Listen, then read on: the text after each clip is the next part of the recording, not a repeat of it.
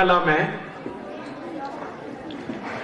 उपस्थित सभी सम्माननीय नागरिक बंधुओं, इस रेल कोच फैक्ट्री को चलाने वाले सभी संचालक साथियों, विवेकानंद विचार मंच और उसको आगे बढ़ाने वाले मेरे सभी सहयोगियों, मैं आप सबका बहुत आभारी हूं कि आपने शहीद आजम भगत सिंह के बलिदान दिवस की पूर्व संध्या पर इस कार्यक्रम का आयोजन किया और मुझे आपसे कुछ संवाद करने का, विचार प्रस्तुत करने का मौका मिला। मैं सबसे पहले धन्यवाद करता हूं, आभार व्यक्त करता हूं विवेकानंद विचार मंच का, जिन्होंने ये सब आयोजन किया। आपका विशेष आभार व्यक्त करता हूं कि आपने अपने घर में से आज का कुछ समय निकाला और यहां आप सब उपस्थित हुए। और मेरे सहयोगी श्री यज्ञदत्त जी, सुरेश भाई, राकेश जी, ये सब जो पिछले कई दिनों से मेरे साथ हैं, उनका भी आभारी हूं कि उन सबके सहयोग से मैं आपके साथ, आपके सम्मुख पहुंच सका। भारत देश में 6,32,000 क्रांतिकारी हैं जो शहीद हुए। 6,32,000 क्रांतिवीर थे जिन्होंने इस देश की आजादी के लिए शहादत दी। भगत सिंह उनके सर्वोच्च शिखर पर हैं, ऐसा पूरा देश मानता है। शहीद आजम का खिताब भगत सिंह को मिला, ऐसा पूरे देश की तरफ से उनकी ये भावना है। कल 23 मार्च को पूरा भारत देश उनकी शहादत का स्मरण करेगा, उनको श्रद्धांजलि देगा।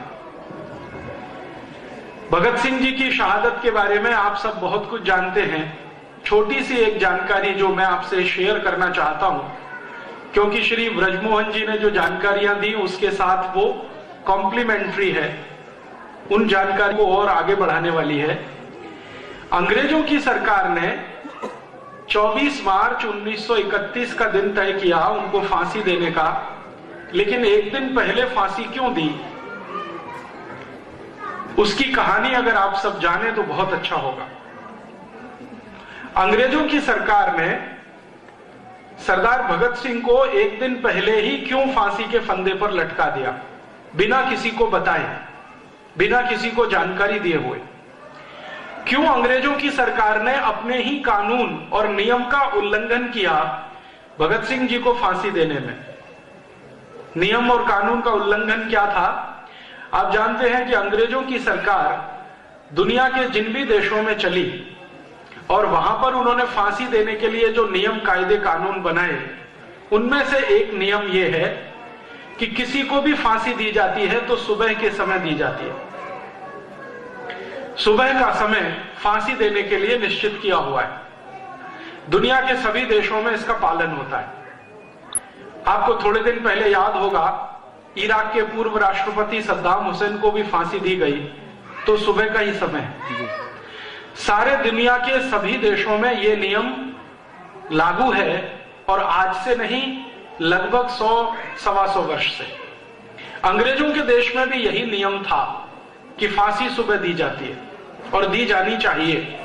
तो 24 मार्च को सुबह उनको फांसी देने का समय था, 6 बजे के आसपास, लेकिन 23 मार्च की रात को ही फांसी हो गई, बिना किसी को बताए। कारण इसके पीछे जानना चाहिए। मैंने भारत देश के जो शहीद हैं, भगत सिंह, ऊधम सिंह, चंद्रशेखर, सुभाष चंद्र बोस, अशफाक उल्लाह, तात्या टोपे, झांसी की रानी लक्ष्मीबाई, नाना फडणवीस, ऐसे 6,32,000 क्रांतिवीरों के बारे में कुछ दस्तावेज इकट्ठे किए हैं। और वो दस्तावेज भारत में नहीं मिले, लंदन से मिले, हाउस ऑफ कॉमन्स की लाइब्रेरी, अंग्रेजों की संसद में से। तो भगत सिंह जी के बारे में जो दस्तावेज मिला वो ये बताता है कि अंग्रेजों की सरकार बहुत घबराई हुई थी। भगत सिंह जी को फांसी होने से अंग्रेजों की सरकार बहुत घबराई हुई थी। मेरा माताओं बहनों से निवेदन है कि ये 2 बच्चे हैं, इनको या तो अपने पास बिठा लें।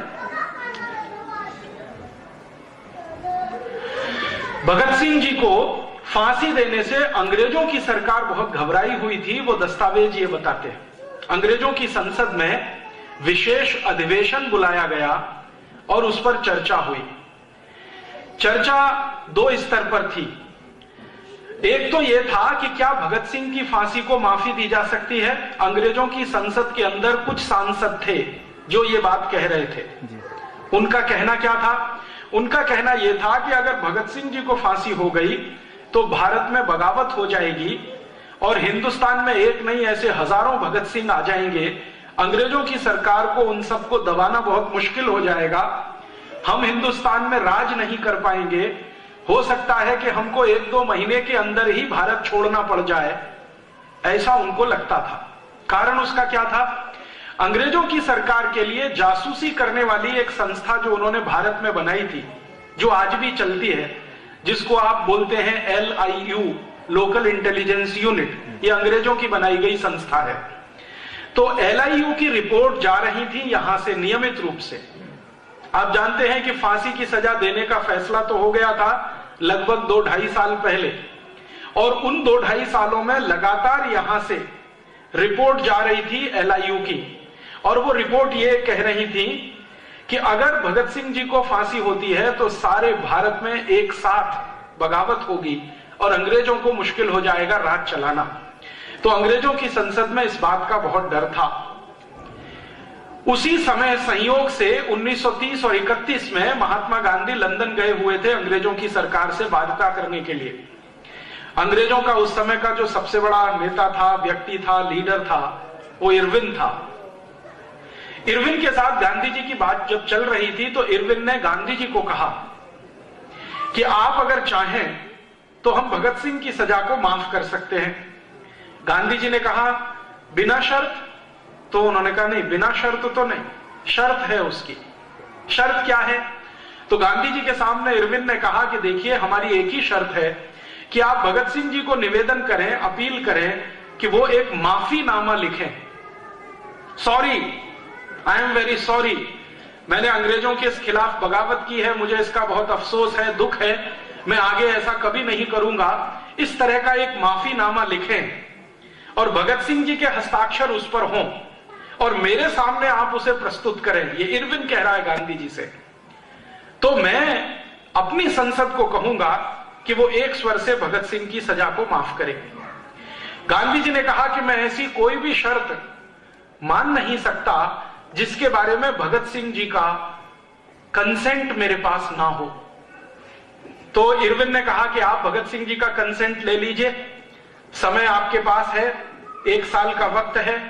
तो गांधी जी ने कहा कि मैं अभी तुरंत थोड़ी 2-4 दिन की आपसे मोहलत चाहता हूं, मैं एक टेलीग्राम करूंगा, मेरे एक मित्र को टेलीग्राम करूंगा, वो लाहौर सेंट्रल जेल में भगत सिंह जी को मिलेगा और आपने जो कहा है मैं वो भगत सिंह जी तक पहुंचाने की कोशिश करूंगा।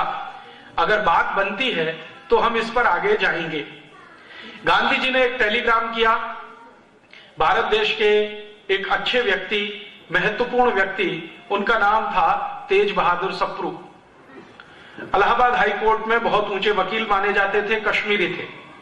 गांधी जी का टेलीग्राम सप्रू जी के पास आया और कहा कि तुरंत जाओ लाहौर जेल में, भगत सिंह जी को मिलकर आओ और पूछो कि इरविन ऐसा कहता है कि आप एक माफीनामा लिखकर दो तो आपकी सजा फांसी की माफ की जा सकती है। सप्रू जी जब पहुंचे भगत सिंह जी को मिलने के लिए और ये जानकारी उन्होंने जब भगत सिंह जी के सामने दी तो उन्होंने कहा कि मुझे कोई भी शर्त अंग्रेजों की मंजूर नहीं है, मैं नहीं मानता कि मैंने कोई गलत काम किया है, इसलिए माफीनामा लिखने का कोई प्रश्न नहीं है। सप्रू जी ने एक दूसरे तरह से उनको समझाया कि भगत सिंह जी, अगर आपकी फांसी रुक जाएगी, आप जेल से छूट जाओगे, तो आपके जैसे कितने क्रांतिवीरों को आप ट्रेनिंग दे सकते हो, तैयार कर सकते हो, भारत की आजादी जल्दी आएगी। तो भगत सिंह जी ने उनकी बात को काटते हुए कहा कि नहीं, उल्टा होगा। अगर मैं छूट गया, मेरी फांसी की सजा माफ हो गई, मैंने ये माफीनामा लिखकर दे दिया, तो भारत में अंग्रेजों के खिलाफ बगावत का ये जो अभियान शुरू हुआ है, ये पूरा अभियान ही ठंडा पड़ जाएगा, दूसरा कोई भगत सिंह इसमें से निकलकर नहीं आएगा। सप्रू ने कहा क्यों? तो भगत सिंह ने कहा कि हिंदुस्तानियों की एक खासियत है, भारतवासियों की एक खासियत है कि वो मरने से नहीं डरते हैं, लेकिन मरने से पहले का जो दर्द होता है उसको वो सह नहीं सकते। ये बहुत गहरी बात उन्होंने कही।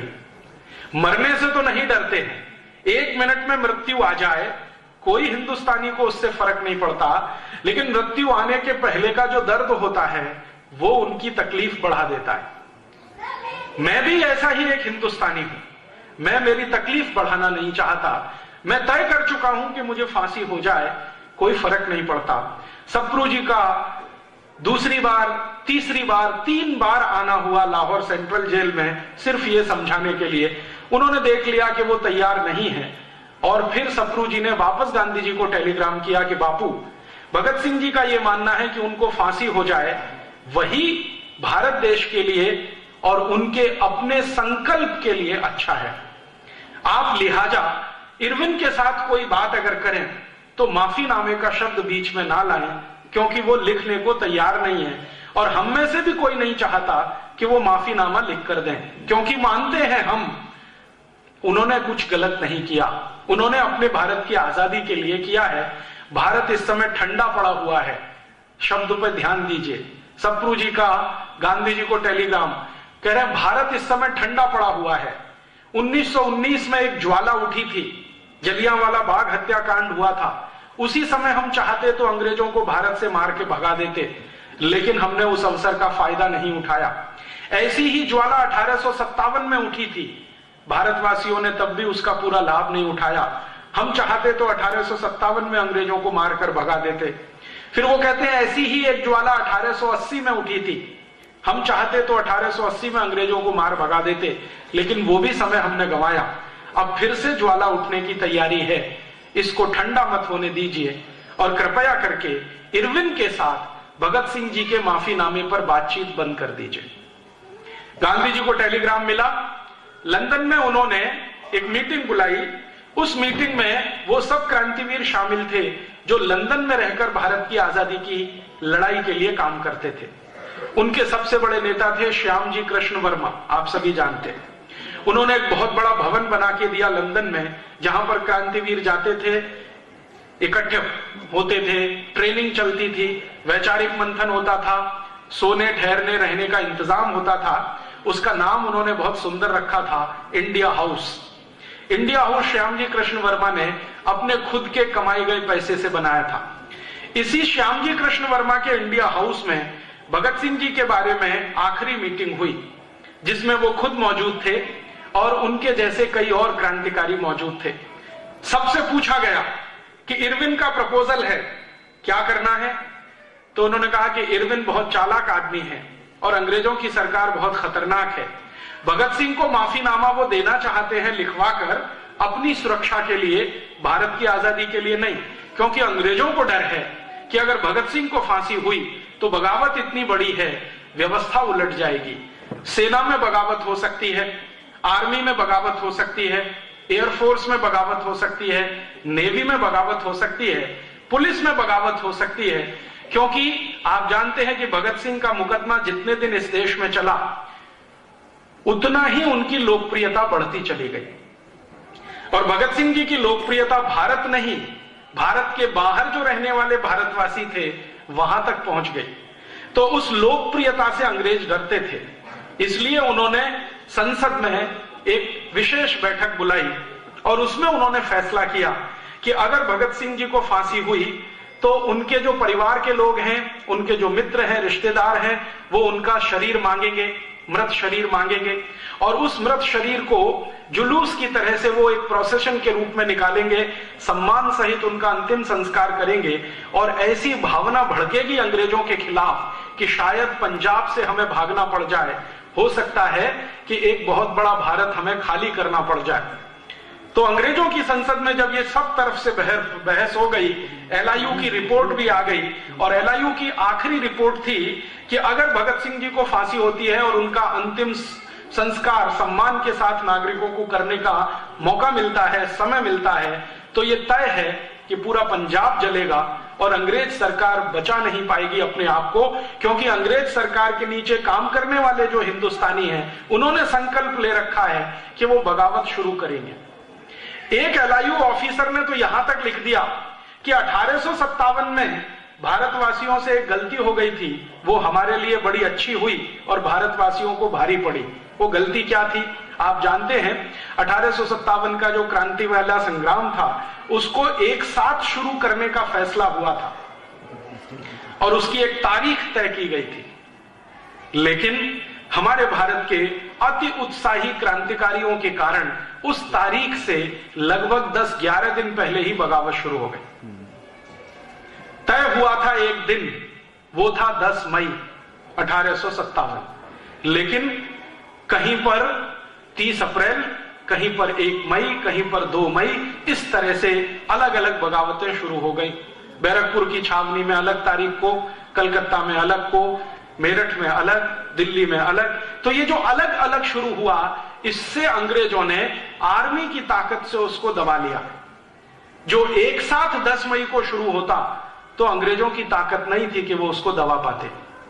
तो LIU के एक ऑफिसर ने लिखा ब्रिटिश पार्लियामेंट को कि जो गलती हो गई हिंदुस्तान के लोगों से 10 मई 1857 को, वो गलती अब वो ठीक करना चाहते हैं। भगत सिंह की फांसी का दिन तय किया हुआ है, उसी दिन सारे देश में एक साथ बगावत होगी अंग्रेजों के खिलाफ। तो आप कुछ ऐसा करिए कि ये बगावत ना होने पाए।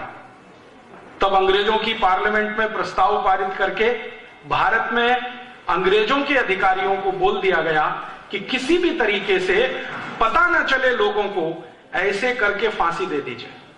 तो यहां जेल के अधिकारियों ने लाहौर के सुपरिंटेंडेंट से कहा कि इसका एक ही विकल्प है कि हम एक दिन पहले रात में ही भगत सिंह को फांसी पर लटका दें। फिर सुपरिंटेंडेंट ने पूछा फिर उसने कहा कि फांसी पे लटकाने के 2-3 मिनट में मृत्यु हो जाएगी, हम उनके शव को लेके जाएंगे और जेल के बाहर कहीं भी कोई स्थान पर आग लगा के जला देंगे, रात भर में शव जल जाएगा, सुबह तक लोग जब आएंगे फांसी के समय पर तब तक उनको राख मिलेगी। इस चालाकी और कुटिलता के साथ 23 मार्च की रात को उनको फांसी पर लटका दिया। और जैसे ही फांसी पर लटकाया तो मृत्यु होने के बाद उनके शव को एक ट्रक में रखकर जेल से बाहर निकाला और उस ट्रक को चलाने वाला जो ड्राइवर था उसको बताया नहीं गया कि इसमें क्या जा रहा है। उसको यह कहा गया कि तुमको ये ट्रक लेके जाना है, पीछे ट्रक में कुछ लोग बैठे हैं, उनसे बात नहीं करनी है, वो कुछ काम करेंगे, आपको उनके साथ कुछ सहयोग करना है, संवाद नहीं करना है।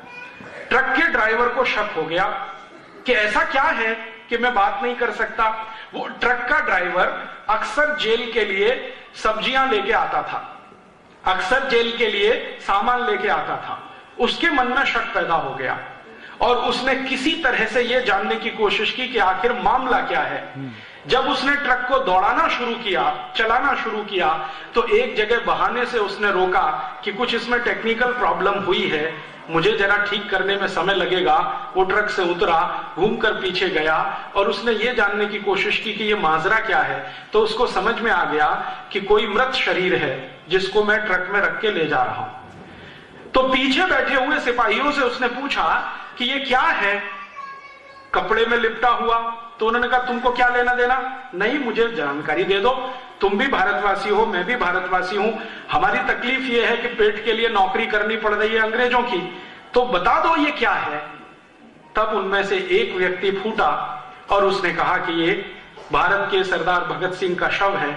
तो वो ट्रक वाला परेशान हो गया, उछल गया, ये कैसे है, कल फांसी होने थी। तो उन्होंने कहा नहीं, अंग्रेज सुपरिंटेंडेंट ने रात को ही फांसी दे दी है, अब क्या करना है। तो अब हमें आदेश है सिपाही और ट्रक ड्राइवर को कि कहीं पर लकड़ियां मिल जाएं तो किसी पानी के किनारे, नदी के किनारे इसको जला देना है। फिर उस ड्राइवर के समझ में सारा खेल आ गया। उसने कहा ठीक है, मैं ऐसा कोई स्थान चुनने की कोशिश करूंगा जहां पर हम ये सब कर सके।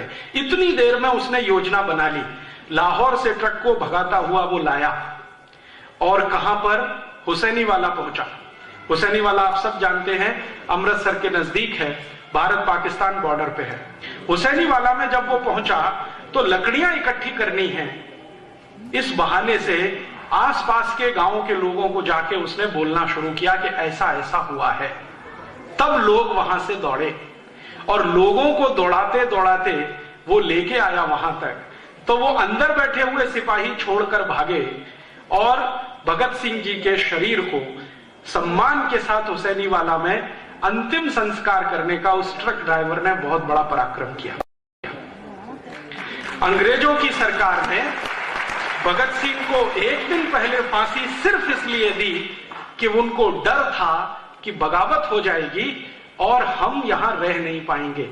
इस छोटी सी घटना का गंभीर विश्लेषण अगर हम करें, अंग्रेजों की पूरी सरकार अकेले सरदार भगत सिंह से इतनी घबराई हुई थी कि फांसी हो जाए तो बगावत हो सकती है।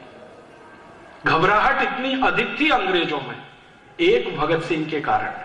और संसद में जब जब भगत सिंह के बारे में चर्चा हुई तो अंग्रेज अधिकारी जिन्होंने भगत सिंह को नजदीक से देखा वो कहते थे कि वो आदमी है, मरने से नहीं डरता है। और ऐसे हिंदुस्तान में लाखों क्रांतिकारी हैं जो मरने से नहीं डरते हैं। हिंदुस्तानियों को मरने का डर दिखाकर गुलाम बनाना बहुत मुश्किल है, कोई और रास्ते हमको तलाशने पड़ेंगे। तो अंग्रेजों की संसद की ये बहस और भगत सिंह जी का अंतिम संस्कार जो ट्रक ड्राइवर के द्वारा किया गया, हुसैनीवाला आज भी भगत सिंह जी की समाधि है, आप कभी भी जाएं वहां जरूर मत्था टेक कर आएं। अंग्रेजों की सरकार ने सरदार भगत सिंह जी को फांसी दी, राजगुरु और सुखदेव को फांसी दी, खुदीराम बोस को फांसी दी, चंद्रशेखर आजाद को अपनी ही गोली से मारने पर या मरने पर मजबूर किया। आखिर अंग्रेजों की सरकार को इन क्रांतिकारियों से तकलीफें क्या थी? एक ही तकलीफ थी कि हिंदुस्तानी क्रांतिकारियों ने संकल्प ले लिया था कि इन अंग्रेजों को इस देश में हम रहने नहीं देंगे। इन्होंने भारत को लूटा है, इस देश को बर्बाद किया है, हम इसको रहने नहीं देंगे। और अंग्रेजों की सरकार में आखिरी कील ठुकी तब, ताबूत में आखिरी कील ठुकी तब जब 1905 में एक अंग्रेज पागल अधिकारी जिसका नाम था कर्जन, उसने मूर्खतापूर्ण एक फैसला किया।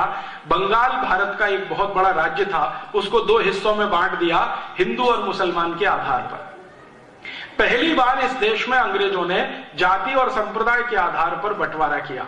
बंगाल के दो हिस्से कर दिए। बंगाल उस समय भारत का सबसे बड़ा राज्य था। आज पूरा का पूरा आसाम, बंगाल, बिहार, उड़ीसा, उसके बाद आसाम के ऊपर के 7 राज्य, ये पूरा मिलाओ तो बंगाल बनता था। इतने बड़े बंगाल का बंटवारा किया हिंदू मुसलमान के आधार पर कर्जन नाम के अधिकारी ने, और एक कानून बना दिया, डिवीजन ऑफ बंगाल एक्ट। जैसे ही ये बंगाल का बंटवारा हुआ हिंदू मुसलमान के आधार पर, पूरे देश में इसके खिलाफ आग लगी। और इस आग को सबसे तेज फैलाने वाले जो व्यक्ति थे वो थे लाला लाजपत राय। उत्तर भारत में, पूर्वी भारत में इस आग को सबसे तेज फैलाने वाले थे विपिन चंद्र पाल, और पश्चिम और दक्षिण भारत में इस आग को सबसे तेजी से फैलाने वाले थे लोकमान्य बाल गंगाधर तिलक। ये 3 बड़े नेता थे उस समय भारत के। लाला लाजपत राय उत्तर भारत के, विपिन चंद्र पाल पूर्वी भारत के, लोकमान्य तिलक पश्चिम और दक्षिण भारत के। इन तीनों नेताओं ने एक मीटिंग की और उस मीटिंग में पुणे नाम का स्थान उन्होंने तय किया और उसमें उन्होंने फैसला कर लिया कि ये अंग्रेजों की सरकार अब इतनी ज्यादा आगे बढ़ चुकी है कि हमारे राज्यों को हिंदू और मुसलमान के आधार पर बांट रही है। इन तीनों नेताओं का एक मत था कि आज इन्होंने बंगाल को बांटा है हिंदू और मुसलमान के आधार पर, कल ये दक्षिण भारत का जो प्रांत है जिसको मद्रास प्रेसिडेंसी कहा जाता था उस जमाने में, मद्रास प्रेसिडेंसी को बांट देंगे। फिर कोई दिन नॉर्थ वेस्ट फ्रंटियर को बांटेंगे, फिर कोई दिन सेंट्रल प्रोविंस को बांटेंगे। इन तीनों नेताओं की दूरदर्शिता आप देखिए। 1905 में ये तीनों कह रहे हैं कि फिर किसी दिन भारत को ही बांट देंगे, इसलिए पूरी ताकत लगाकर अंग्रेजों का विरोध होना चाहिए। तो लाला लाजपत राय ने उत्तर भारत में कमान संभाली, विपिन चंद्र पाल ने पूर्वी भारत में कमान संभाली, और पश्चिम और दक्षिण भारत में लोकमान्य तिलक ने कमान संभाली, और पूरे देश में अंग्रेजों के खिलाफ एक माहौल खड़ा किया। और उस माहौल का सबसे बड़ा प्रतीक चिन्ह था, जहां जहां ये नेता जाते थे अंग्रेजी सामानों की होली जलाते थे, अंग्रेजी कपड़ों को जलवाते थे, और उनका सबको एक ही निवेदन था कि अंग्रेज भारत को बांट रहे हैं, लूट रहे हैं, शोषण कर रहे हैं, तो इनका कोई माल मत खरीदो, इनको किसी भी तरह का सहयोग मत दो, इनको किसी भी तरह का सहकार मत करो। तो भारत में एक जबरदस्त आंदोलन खड़ा हो गया और उस आंदोलन का नाम स्वदेशी आंदोलन था। इस स्वदेशी आंदोलन की आग 1905 से लगना शुरू हुई। धीरे धीरे इसमें क्रांतिकारियों ने इकट्ठा होना शुरू हुआ। आप सोचो, 3 बड़े नेताओं ने फैसला लिया कि हमें यह आंदोलन पूरे भारत में फैलाना है 1905 में, और 1911 तक आते आते इन 3 नेताओं के पास 1,24,00,000 कार्यकर्ताओं की फौज थी, मात्र 6 साल में। आप जरा कल्पना करिए, 1905 के हमारे देश के नेता गांव-गांव जाते थे तो उनके पास जाने के लिए मोटर गाड़ियां नहीं थी। 1905 के हमारे नेता बड़ी बड़ी सभाएं करते थे तो बोलने के लिए उनके पास माइक नहीं था। 1905 के हमारे भारत के नेता गांव-गांव जाते थे तो जाने के लिए एक ही साधन था, बैलगाड़ी या तो पैदल। तो बैलगाड़ियों पर पैदल चलकर या टट्टुओं पर माने घोड़ों पर बैठकर, यही उनके प्रवास का तरीका होता था। माइक होता नहीं था, सैकड़ों लोगों की सभाएं में संबोधन करना पड़ता था, सवेरे से शाम तक। लोकमान्य तिलक की पर्सनल डायरी मैंने पढ़ी तो पता चला एक एक दिन में 8-8, 10-10 सभाएं करनी पड़ती। एक एक सभा में 1-1 घंटे, 1.5 घंटे बोलना पड़ता था। और इन तीनों नेताओं ने बिना थके गांव-गांव ये काम शुरू किया। 6 साल की इनकी मेहनत का परिणाम निकला कि पूरे भारत में स्वदेशी आंदोलन में 1,24,00,000 कार्यकर्ता इकट्ठे हो गए। फिर इन्होंने तय किया कि अब कार्यकर्ताओं की संख्या बहुत है तो अब अंग्रेजी सरकार को झुकाया जाए और इनके सामने कोई ताकत का प्रदर्शन किया जाए। तो अंग्रेजी सरकार के अधिकारी कर्जन को इन्होंने नोटिस दिया, तीनों ने संयुक्त रूप से, और उस नोटिस में लिखा कि या तो आप बंगाल का बंटवारा वापस करो और नहीं तो हम आपके खिलाफ असहयोग, सत्याग्रह और बगावत करेंगे और आपकी सरकार को चलने नहीं देंगे। कर्जन ने अपने अधिकारियों को भेजा बात करने के लिए, तो इन तीनों नेताओं ने अधिकारियों को कहा कि हमारे पास एक सबसे बड़ी ताकत है कि 1,24,00,000 कार्यकर्ता हैं, ये आपके खिलाफ बगावत करते हुए जेल जाएंगे। अंग्रेजों के पास जेल की कुल संख्या 17,000 है। इस 17,000 जेलों में कुल रह सकने वालों की ताकत अगर गिन लिया जाए तो 1.5 लाख से ज्यादा नहीं रह सकते। हम 1,24,00,000 जेल जाएंगे, आप रखेंगे कहां हमको? जेलें टूट जाएंगी आपकी। तो अधिकारी बौखला गए, वो वापस कर्जन के पास गए और कर्जन को समझाया कि 1,24,00,000 हैं इनके पास कार्यकर्ता। इन्होंने अभियान में कॉल दे दिया, ये सब जेल जाएंगे, जेलें छोटी पड़ जाएंगी, दीवारें टूट जाएंगी, सरकार अस्त व्यस्त हो जाएगी, सारी व्यवस्था टूट जाएगी, क्या करना? तो कर्जन ने तुरंत टेलीग्राम किया ब्रिटिश पार्लियामेंट को। ब्रिटिश पार्लियामेंट से वापस टेलीग्राम आया कि जो तीनों नेता कह रहे हैं उनकी बात मान लो और सरेंडर कर दो। तब कर्जन ने तीनों को सम्मानपूर्वक कलकत्ता बुलाया और उसमें उनके साथ एक समझौता किया। समझौता यह था कि डिवीजन ऑफ बंगाल एक्ट, जो हिंदू और मुसलमान के आधार पर बंटवारा हुआ है, यह वापस लिया जाएगा।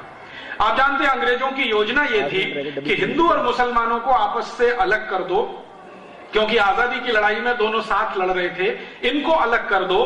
तो उन्होंने एक बंगाल बना दिया पूर्वी बंगाल, जिसको आज का आप बांग्लादेश कहते हैं, एक बना दिया पश्चिमी बंगाल, जिसको आज का हम भारत का पश्चिमी बंगाल कहते हैं।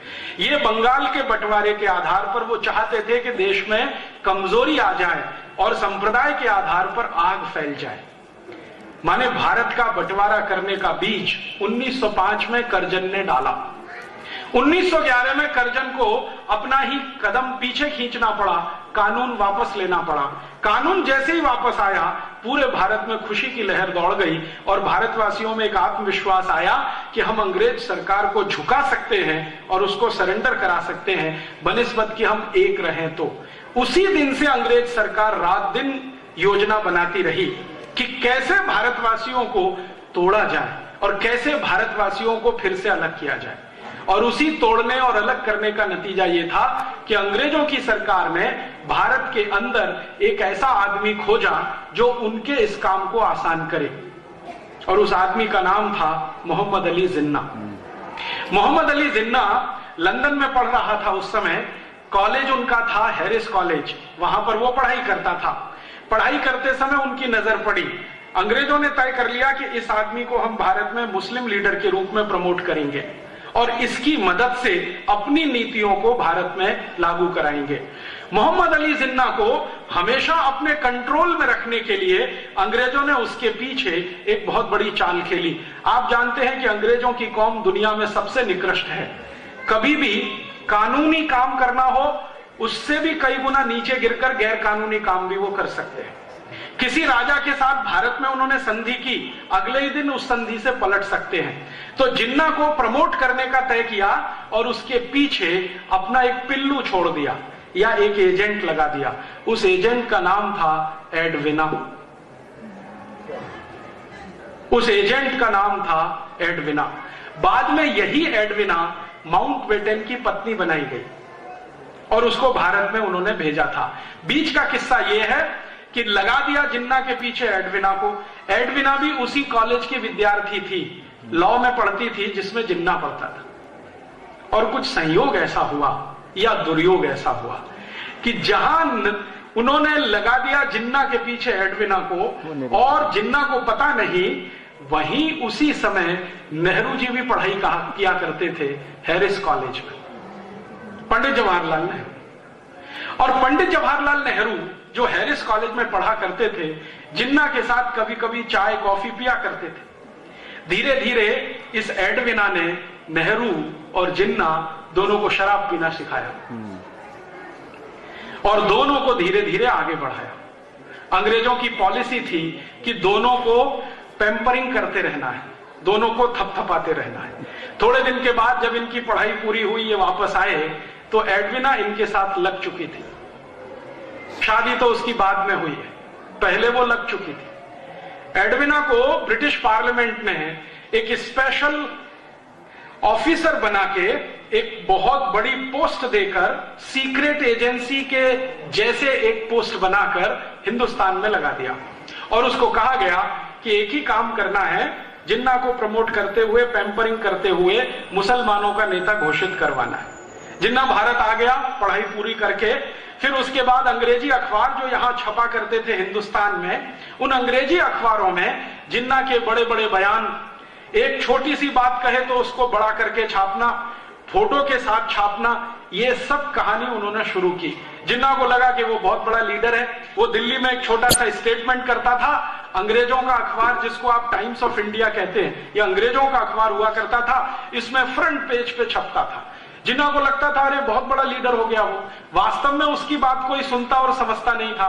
भारत में मुसलमानों के दो वर्ग हैं, एक वर्ग शिया है, दूसरा सुन्नी है। दोनों ही जिन्ना को नेता नहीं मानते थे।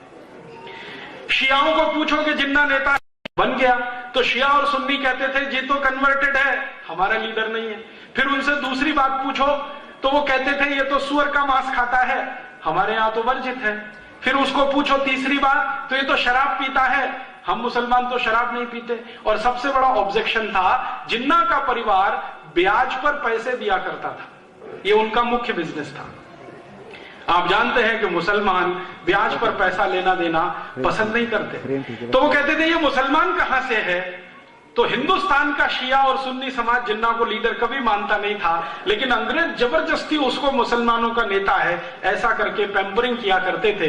धीरे धीरे उसकी बार्गेनिंग पावर उन्होंने बढ़ाना शुरू किया और कांग्रेस में उसको पहले भर्ती करा दिया। कांग्रेस के अंदर आके उसने ये कहना शुरू किया कि एक ना एक दिन भारत आजाद होगा तो अलग अलग हमको संप्रदायों के आधार पर मत विभाजन करवाना है। तो कांग्रेस के कई नेता कहा करते थे कि नहीं ये कोई काम नहीं है, ये कोई इशू नहीं है। धीरे धीरे जिन्ना ने देख लिया कि कांग्रेस उसकी इस बात से सहमत नहीं है, अंग्रेज उसको बराबर इसी के लिए पैम्परिंग करते रहे। एक दिन जिन्ना ने कहा कि कांग्रेस में मेरा दम घुटता है, मुझे ये पार्टी छोड़नी है, वो अलग आ गया। उसी समय अंग्रेजों ने क्या किया कि पुरानी बनाई हुई एक छोटी सी संस्था थी जिसका नाम था मुस्लिम लीग, जिसका अंग्रेजों ने कभी रजिस्ट्रेशन किया था सोसाइटीज ऑफ रजिस्ट्रेशन एक्ट के आधार पर 1905-6 में। उस संस्था का जिन्ना को प्रेसिडेंट बना दिया। उस संस्था में मेंबर कितने थे? 5। उसमें से एक जिन्ना, 4 में एक टाइपिस्ट जो संस्था का काम टाइप करता रहता था, एक झाड़ू लगाने वाला, ऐसे करके 5 मेंबर थे। छठा कोई मेंबर नहीं था। लेकिन यह संस्था का नाम ऐसा फैलाया, टाइम्स ऑफ इंडिया में पहले दिन जब मुस्लिम लीग का प्रेसिडेंट बना तो जिन्ना का इंटरव्यू आया। उसमें पूछा गया कि भाई आपका उद्देश्य क्या है? तो आजादी लेना। तो उसके बाद का उद्देश्य क्या है? तो भारत में मुसलमानों की सत्ता स्थापित कराना। तो कैसे संभव है? हिंदू तो मेजॉरिटी में है, तो जिन्ना ने कहा कि अगर संभव नहीं हुआ तो भारत का बंटवारा करना। इस तरह से वो आदमी बढ़ता गया, अंग्रेज उसको खाद पानी देते गए, उसमें बहुत सारा पैसा इन्वेस्ट करते गए। एक दिन ब्रिटिश पार्लियामेंट में बहस हुई कि हम जिन्ना पर इतना पैसा क्यों खर्च कर रहे हैं। आप जानते हैं जिन्ना का खर्चा करोड़ों रुपए का साल का ब्रिटिश पार्लियामेंट उठाती थी। तो ब्रिटिश पार्लियामेंट में एक सांसद ने सवाल उठा दिया कि जिन्ना के ऊपर इतना पैसा क्यों खर्च कर रहे हैं। तो अंग्रेजों का एमपी नहीं, प्राइम मिनिस्टर कहता है, क्लेमेंट आर एटली, एक दिन पार्लियामेंट में, और चर्चिल भी बाद में कहता है कि ये हमारा ट्रम्प कार्ड है, इसमें पैसा हम लगा रहे हैं ताकि जब चाहें तब इसको एनकैश कर सकें। और ये बात 1939 में कही विंस्टन चर्चिल ने, 1942 में कही क्लेमेंट आर एटली ने कि ये हमारा ट्रम्प कार्ड है, और सच में उन्होंने उसको ट्रम्प कार्ड की तरह से इस्तेमाल किया। 1942 का भारत छोड़ो आंदोलन जब सफल हो गया और अंग्रेजों ने देख लिया कि भारत के क्रांतिकारियों में बहुत बड़ी लहर पैदा हो गई है, भारत छोड़कर जाना ही पड़ेगा, और उससे भी ज्यादा महत्वपूर्ण बात यह थी कि सेकेंड वर्ल्ड वॉर में अंग्रेजों की इतनी पिटाई हो चुकी थी कि उनकी पूरी की पूरी कमर टूट गई थी, आर्थिक रूप से वो बहुत कमजोर हो गए थे, कारखाने उनके बहुत बुरी तरह से बंद हो गए थे, क्योंकि एक तो मंदी चल रही थी इंग्लैंड में और ऊपर से सेकेंड वर्ल्ड वॉर लड़ना पड़ा। सामने जो उनका दुश्मन था हिटलर, वो बहुत ताकतवर था, इसलिए अंग्रेजों की कमर टूटी हुई थी। तो उन्होंने कहा अब ये दो देशों को हम संभाल पाए ये संभव नहीं है, भारत को छोड़ना ही पड़ेगा अगर हम अपने को बचाना चाहते। तो उन्होंने 1942 के अंत में ही तय कर लिया था कि अब हम भारत को छोड़ देंगे। बाद में घोषणा भी कर दी 45 में कि भारत को छोड़ देंगे। जैसे ही भारत को छोड़ने की बात आई तो जिन्ना को फिर आगे कर दिया कि अब तुम डिमांड करो। जिन्ना ने कहा कि ठीक है, मुझे पाकिस्तान चाहिए, पाकिस्तान चाहिए, इससे कम पर कोई समझौता हो सकता है। कांग्रेस के नेताओं ने जिन्ना से पूछा तो उसने कहा हां हो सकता है। क्या हो सकता है? मुझे भारत का प्रधानमंत्री बना दो, इस पे समझौता हो सकता है। तो कांग्रेस के नेताओं ने पूछा कि अगर तुम प्रधानमंत्री बनो तो पाकिस्तान छोड़ दोगे? हां छोड़ दूंगा, मुझे प्रधानमंत्री बना दो, मैं पाकिस्तान की मांग छोड़ दूंगा। कांग्रेस वर्किंग कमेटी की मीटिंग हुई, उसमें यह बात रखी गई कि जिन्ना बोलता है कि उसको प्रधानमंत्री बनाना है, तो नेहरू जी ने कहा कि मैं उसको प्रधानमंत्री तो क्या अपने ऑफिस का चपरासी नहीं बना सकता। तो कांग्रेस वर्किंग कमेटी के नेताओं ने कहा कि आप उसके साथ इतनी घृणा क्यों है? आप बोलते हैं कि उसको ऑफिस का चपरासी नहीं बना सकते, वो आदमी कह रहा है कि प्रधानमंत्री बना दो तो मैं पाकिस्तान नहीं मांगूंगा। तो हमारे लिए तो यह सौदा अच्छा है कि पाकिस्तान ना बने और वो थोड़े दिन के लिए प्रधानमंत्री हो जाए। तो कांग्रेस वर्किंग कमेटी में कई नेताओं ने ऑब्जेक्शन लिया नेहरू जी के सामने। गांधी जी के पास बात पहुंची। गांधी जी के पास एक व्यक्ति आया करता था जो जिन्ना का फैमिली डॉक्टर था। उसने एक दिन आके गांधी जी को कहा कि बापू, ये आदमी ज्यादा दिन जिंदा नहीं रहेगा, मरने वाला है। कैसे? इसको पीठ में भयंकर ट्यूबरकुलोसिस हो गया है। उम्र कितनी है? गांधी जी ने पूछा। तो उसने कहा मेडिकल साइंस के जितने फैक्ट्स एंड फिगर हैं उसका हिसाब जोड़ू तो ये 8 महीने से ज्यादा जिंदा नहीं रहेगा।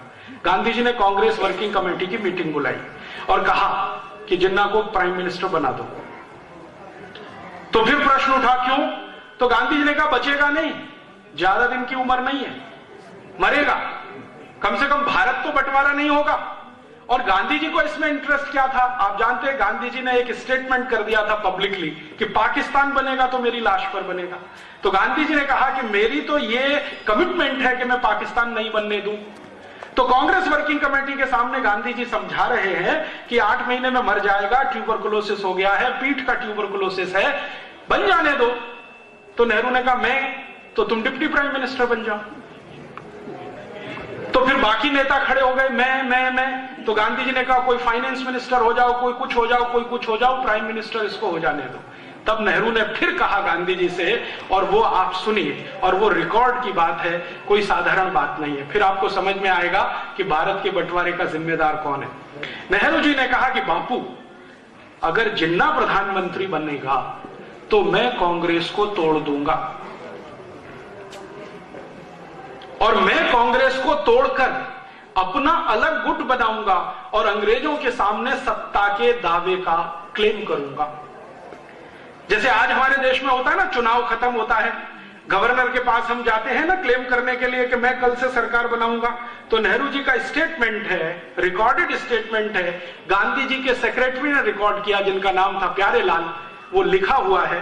तो नेहरू जी कहते हैं कि मैं कांग्रेस का एक गुट बनाऊंगा, अंग्रेजों के सामने अपना दावा पेश करूंगा, हो सकता है अंग्रेज मुझे सत्ता हस्तांतरण करें, फिर उसके बाद क्या होगा। तब गांधी जी ने कहा कि नेहरू, अगर तुम्हारी ये विचारधारा है तो मुझे भगवान अभी उठाए, मैं अब 1 मिनट भी जिंदा नहीं रहना चाहता।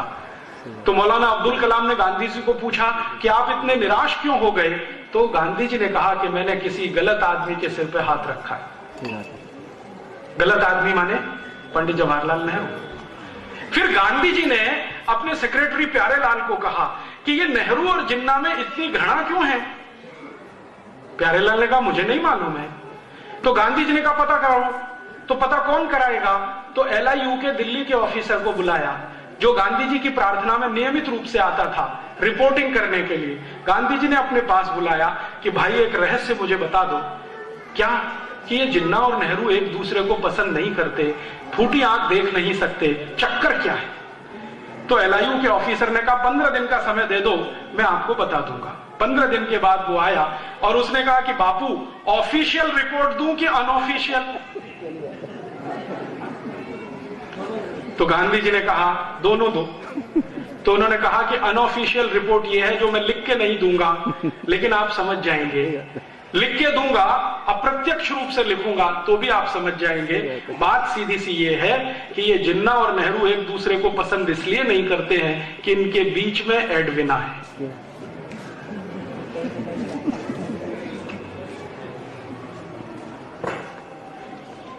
अब आप इसमें से अगर निष्कर्ष निकालना चाहें तो भारत का बंटवारा एक स्त्री के कारण हुआ, एक औरत के कारण हुआ, और वो थी एडविना।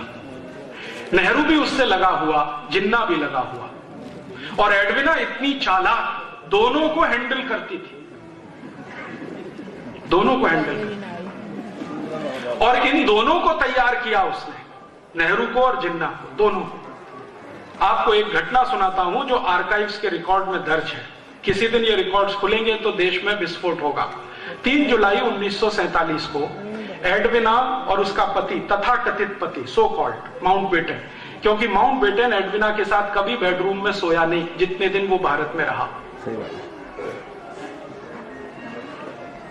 तो कौन सोता था आप सब जानते हैं। माउंटबेटन तथाकथित पति एडविना का 3 जुलाई 1947 को अपनी पत्नी को बुलाता है और कहता है कि मैं जा रहा हूं शिमला। क्यों जा रहे हैं। अंग्रेजों के यहां से चिट्ठी आ गई है पार्लियामेंट से कि जल्दी से भारत का बंटवारा करने के लिए तैयारी करो, दोनों देशों को अलग अलग करना है। चिट्ठी आ गई है, मुझे इस पे कुछ काम करना है। तो एडविना ने पूछा काम क्या करना है। तो उनका मैं जा रहा हूं शिमला, तुम दोनों को लेके मेरे पीछे आओ। दोनों माने नेहरू और जिन्ना, इसको लेके आओ। तो एक ही दिन लाना है, नहीं नहीं अलग अलग दिन लाना है। तो पहले पहुंच गया माउंटबेटन, पीछे से एक दिन लेके गई वो नेहरू को। नेहरू को शाम को ही इशारे इशारे में कहा गया कि आपको बंटवारे के पेपर्स पर हस्ताक्षर करने हैं। नेहरू ने कहा कि मैं नहीं कर सकता। क्यों नहीं कर सकते। तो कांग्रेस वर्किंग कमेटी में मुझे पूछना पड़ेगा। तो कांग्रेस वर्किंग कमेटी में बाद में कहना, पहले हस्ताक्षर कर दो। तो नेहरू ने कहा नहीं। और ये सब थोड़ी देर चला वार्तालाप। थोड़ी देर के बाद एडविना ने आर्म ट्विस्टिंग किया, और वो आर्म ट्विस्टिंग ये था कि मिस्टर नेहरू, अगर आप अभी साइन नहीं करते हैं तो मुझे कुछ फोटोग्राफ्स भारत की प्रेस में रिलीज करने पड़ेंगे। सही बात है। और वो फोटोग्राफ्स क्या थे। एडविना के साथ शराब पीते हुए, एडविना के साथ डांस करते हुए, एडविना के साथ पता नहीं क्या क्या करते हुए। एडविना इतनी चालाक महिला थी कि अंतरंग क्षणों को उसने फोटोग्राफी से उतरवा के रखा हुआ था, कभी भी इस्तेमाल करने के लिए। नेहरू जी परेशान हो गए कि अगर ये फोटोग्राफ्स रिलीज हो गए तो क्या होगा। इमीडिएट वो तैयार हुए और 3 जुलाई को सवेरे 2:30 बजे उन्होंने सिग्नेचर कर दिए। दिल्ली भागकर आए, कांग्रेस वर्किंग कमेटी की मीटिंग बुलाई और कहा कि मैंने तो भारत का बंटवारा स्वीकार कर लिया। तो कांग्रेस वाले परेशान हो गए कि आपने बिना हमसे पूछे। तो उन्होंने कहा हाँ, परिस्थिति कुछ ऐसी थी कि मैंने वो बंटवारा स्वीकार कर लिया। क्या परिस्थिति थी, तो सच नहीं बताया, बताया कि वो जिन्ना अड़ा हुआ था और भारत के साथ बार्गेनिंग करने की कोशिश कर रहा था, इतना एरिया मुझे पाकिस्तान में दो, ये सब बातें बता के वर्किंग कमेटी को कन्विंस किया। तो वर्किंग कमेटी ने कहा कि गांधी जी को बताया, तो उन्होंने कहा गांधी जी को बताने की जरूरत नहीं है। क्यों जरूरत नहीं है? तो नेहरू जी का सेंटेंस सुनिए, ये बुढ़ा खूसट, इसका दिमाग खराब हो गया है, इसको बताने से क्या फायदा। लेकिन बात तो पहुंची गई गांधी जी तक।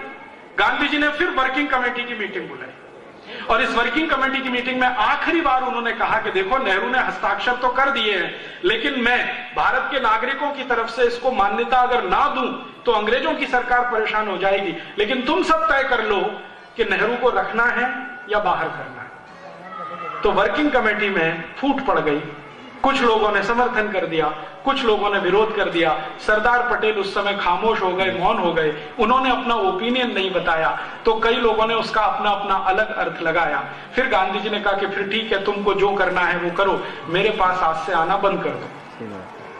वो आखिरी दिन था।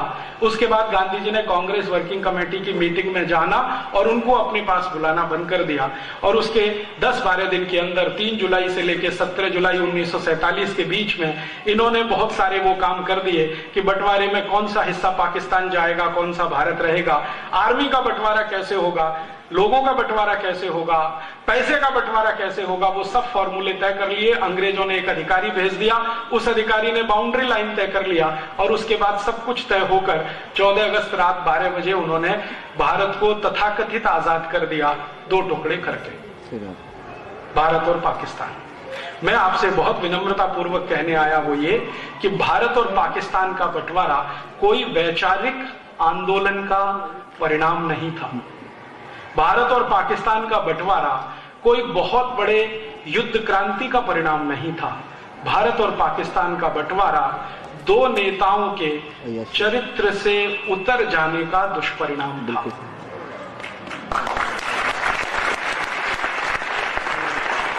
हमारे यहां यह कहा जाता है कि सामान्य आदमी दुष्चरित्र हो जाए तो उसका स्वयं का पतन होता है, लेकिन भारत के प्रधानमंत्री पद के दावेदार व्यक्ति के चरित्र का पतन हो जाए तो राष्ट्र का ही विनाश होता है।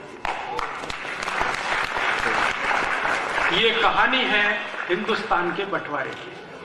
आप बोलेंगे जी क्यों सुनाई? इसलिए सुनाई कि एक तरफ सरदार भगत सिंह जैसे 6,32,000 क्रांतिकारी जो भारत को आजाद होकर एक नया राष्ट्र बनाने का सपना देख रहे थे, और एक तरफ जिन्ना और नेहरू जैसे लोग जो अपने चरित्र में नीचे गिरकर देश की सत्ता का सौदा कर रहे थे। आप बोलेंगे जी हमें तो पहली बार ये सब सुनने को मिला है। ये पहली बार आपको सुनने को इसलिए मिला है कि कोई इसको कहने की हिम्मत नहीं करता है। इस देश में बहुत सारे इतिहासकार हैं जो नेहरू जी के बारे में सब जानते हैं, लेकिन पब्लिक में जाकर बोलना ताकत नहीं है। नेहरू जी एक दिन में 60 सिगरेट पीते थे, चेन स्मोकर थे। एक सिगरेट छूटे तो दूसरी चालू, दूसरी छूटे तो तीसरी चालू। जिन्ना एक दिन में 72 सिगरेट पीता था। दोनों एक ही ब्रांड की शराब पीते थे। पेरिस में, फ्रांस में एक शराब बनती है जिसका नाम है कॉइएक। उस जमाने में उसकी एक बोतल 16,000 रुपए की आती थी और उस जमाने का 1 रुपया आज के 300 रुपए के बराबर है। तो दोनों की शराबें पेरिस से आती थी। कपड़े धुलने के लिए पेरिस जाया करते थे। सिगरेट पीना, शराब पीना और मांस का खाना खाना। जिन्ना सुअर का मांस खा लेता था, नेहरू जी गाय का भी मांस खा लेते थे।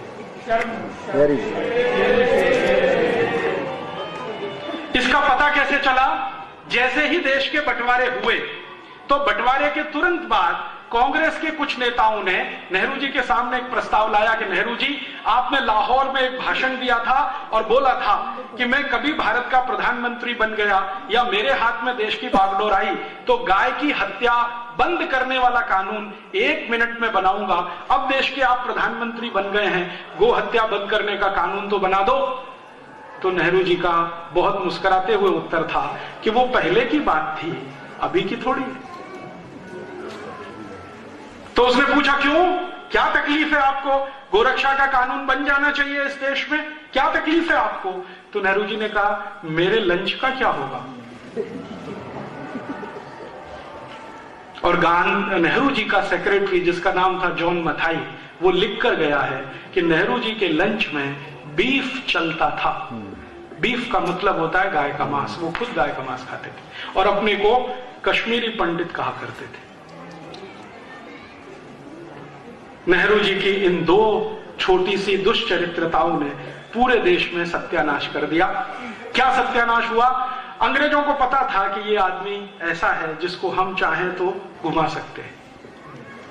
क्यों?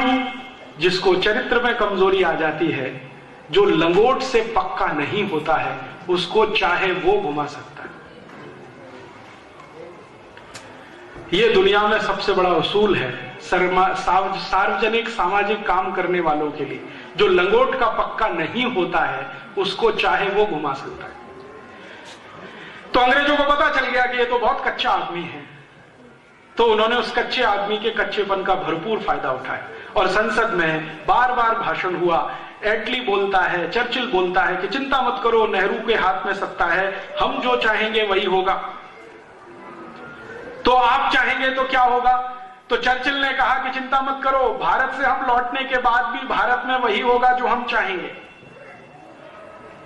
तो एटली पूछ रहा है कि विस्तार से जरा बताओ। तो चर्चिल कहता है कि देखो, हम भारत को छोड़ देंगे लेकिन हमारी भाषा भारत में रहेगी, हम भारत को छोड़ देंगे लेकिन हमारे कानून भारत में रहेंगे, हम भारत को छोड़ देंगे हमारी संस्कृति भारत में रहेगी, हम भारत को छोड़ देंगे हमारी शिक्षा व्यवस्था भारत में रहेगी, हम भारत को छोड़ देंगे हमारी संस्थाएं भारत में रहेंगी, हम भारत को छोड़ देंगे हमारा धर्म भारत में रहेगा। और ऐसा बोलते बोलते कह गया कि बस इतना ही होगा कि अभी हम गोरे अंग्रेज भारत में राज कर रहे थे, कल से काले अंग्रेज करेंगे, चिंता करने की जरूरत नहीं।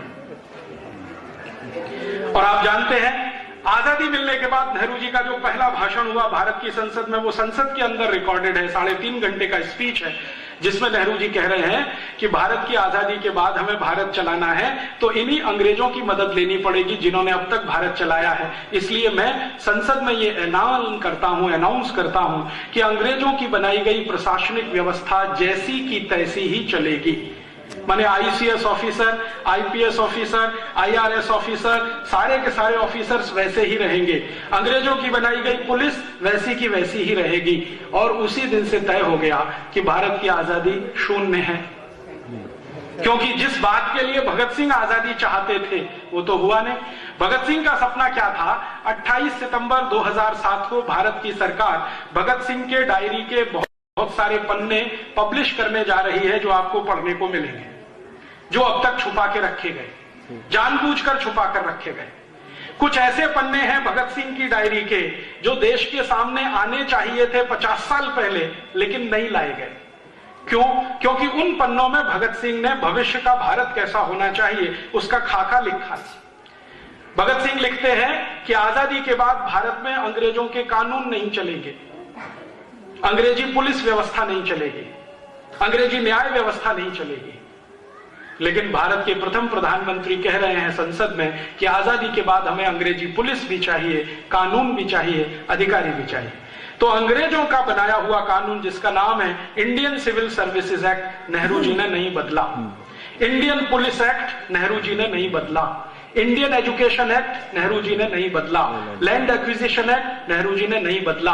और 34,735 कानून नहीं बदले जो बदलने चाहिए थे पहले ही दिन 15 अगस्त 1947 को।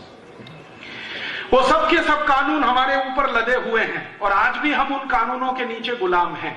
अंग्रेजों की पुलिस को इंडियन पुलिस एक्ट के आधार पर यह अधिकार था कि वो जब चाहे किसी हिंदुस्तानी को मारपीट कर सकते हैं, जब चाहे किसी हिंदुस्तानी के घर में घुस सकते हैं, न्यूसेंस खड़ा कर सकते हैं, उसके घर के सामान को तितर बितर कर सकते हैं। ये अधिकार हर पुलिस ऑफिसर को था। आजादी मिलने के 60 साल बाद भी ये अधिकार पुलिस ऑफिसर को है। वो जब चाहे आपकी पिटाई कर सकता है, जब चाहे उठाकर आपको लॉकअप में बंद कर सकता है, जब चाहे उठाकर आपकी संपत्ति लेके जा सकता है और आप उस पुलिस ऑफिसर का कुछ बिगाड़ नहीं सकते। अगर वो आपको एनकाउंटर में मार दे तो आप उसका कुछ नहीं कर सकते। आप जानते हैं बहुत सारे पुलिस ऑफिसर इसी ताकत का दुरुपयोग करते हैं पंजाब में, जम्मू कश्मीर में, नंदीग्राम बंगाल में, और उस दुरुपयोग का अंतिम दुष्परिणाम होता है कि समाज के अंदर पुलिस के खिलाफ एक बगावत की भावना होती है जो कभी कभी किसी गलत रास्ते पे मुड़ जाती है। ये कानून बदला नहीं, इंडियन एजुकेशन बदला नहीं, अंग्रेजी को भगाया नहीं, जब अंग्रेज भागे तो अंग्रेजी जानी चाहिए, वो भगाया नहीं, सब कुछ रख लिया, बस अंग्रेज चले जाएं, बाकी सब भारत में रह जाए, ये आजादी का तथ्य निकला। भगत सिंह का सपना था कि अंग्रेज के साथ अंग्रेजियत जाए इस देश में से, अंग्रेजों के साथ अंग्रेजियत जाए, ये भगत सिंह का सपना था। लेकिन आजादी के बाद भारत के प्रधानमंत्री पहले पंडित नेहरू ने अंग्रेजों को विदा किया, अंग्रेजियत को संभाल के रख लिया। दुष्परिणाम क्या हुआ उसका? अंग्रेज जब भारत छोड़कर गए तो भारत में गाय का कत्ल करने के लिए 350 कत्ल खाने होते थे। अब अंग्रेजों के जाने के 60 साल के बाद इस देश में 36,000 कत्ल खाने हो गए गाय का कत्ल करने वाले। जब अंग्रेज हिंदुस्तान छोड़कर गए थे तो एक साल में 30,000 गाय कटती थी। अब अंग्रेजों के 60 साल के बाद इस देश में एक दिन में 30,000 गाय कट जाती है। ये हमने विकास किया। अंग्रेज जब इस देश को छोड़कर गए थे तो गाय का मांस अंग्रेजों की पुलिस खाती थी और अंग्रेजों की सेना खाती थी। अंग्रेजों के चले जाने के 60 साल के बाद भारत की गायों का मांस दुनिया के तमाम लोग खा रहे हैं। यहां से गाय का मांस एक्सपोर्ट किया जा रहा है। अंग्रेजों के जमाने में ये जो कानून नहीं बदला सरकार ने, अंग्रेजों के जाने के बाद भी नहीं बदला, उसका आज दुष्परिणाम ये है कि गाय के एक एक साल के बछड़े, 2-2 साल के बछड़े रात दिन काटे जाते हैं, ट्रक के ट्रक भर के कत्ल खानों में भेजे जाते हैं। किसी कत्ल खाने के सामने आप जाके 10 मिनट खड़े नहीं हो सकते। पंजाब से गायों का इतना कत्ल हुआ है कि देशी गाय ही दिखाई नहीं देती इस पूरे पंजाब में। पंजाब के मैं जितने भी गांव में आज तक गया हूं, किसी भी गांव में देशी गाय का दर्शन नहीं मिला। हिंदुस्तानी गाय, थरपारकर, साहीवाल, कांकरेजी, लाल सिंधी, सफेद सिंधी, राठी, ये सब भारत की गाय है, कहीं दिखने को नहीं मिलती है। जो पंजाब में दिखाई देती है वो सब अमरीकी गाय, होलेस्टियन, फ्रीजियन, जिसको अंग्रेजों ने लाकर यहां छोड़ा और हिंदुस्तानी गाय को साफ करा दिया। और ये सिर्फ पंजाब का हाल नहीं है, पूरे हिंदुस्तान में यही हो रहा है। देशी गाय का बड़े पैमाने पर कत्ल। अंग्रेजों का तर्क ये था कि गाय का मांस खाने में बहुत स्वादिष्ट है। आज हमारे देश में जो काले अंग्रेज चला रहे हैं सरकार को, वो भी यही कहते हैं कि गाय का मांस खाने में बहुत स्वादिष्ट है, इसलिए गाय का कत्ल बंद नहीं हो सकता, चालू रहेगा। अंग्रेजों ने एक कॉन्वेंट स्कूल खोला था कलकत्ता में 1760 में। अब हिंदुस्तान में हजारों कॉन्वेंट स्कूल गली गली में है। और मुझे ये कहते हुए बहुत शर्म आती है कि हिंदुस्तान में बजरंगबली कॉन्वेंट स्कूल भी है। My God. सरस्वती माता कॉन्वेंट स्कूल भी है इस देश। आज तक मेरे समझ में नहीं आया बजरंगबली का कॉन्वेंट से क्या कनेक्शन है।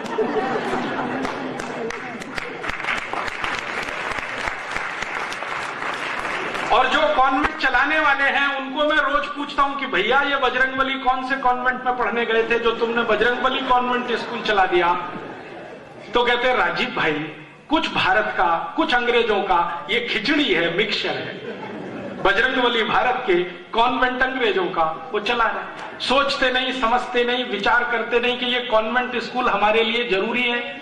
अंग्रेज कॉन्वेंट स्कूल चलाते हैं, यूरोप में कॉन्वेंट स्कूल चलते हैं, उसका इतिहास आप जानते हैं। यूरोप में पिछले 2500 साल से एक परंपरा चल रही है, जो खराब और अच्छी है वो आप तय करिए, मैं सिर्फ परंपरा बताता हूं कि 70% समाज के स्त्री और पुरुष शादी नहीं करते।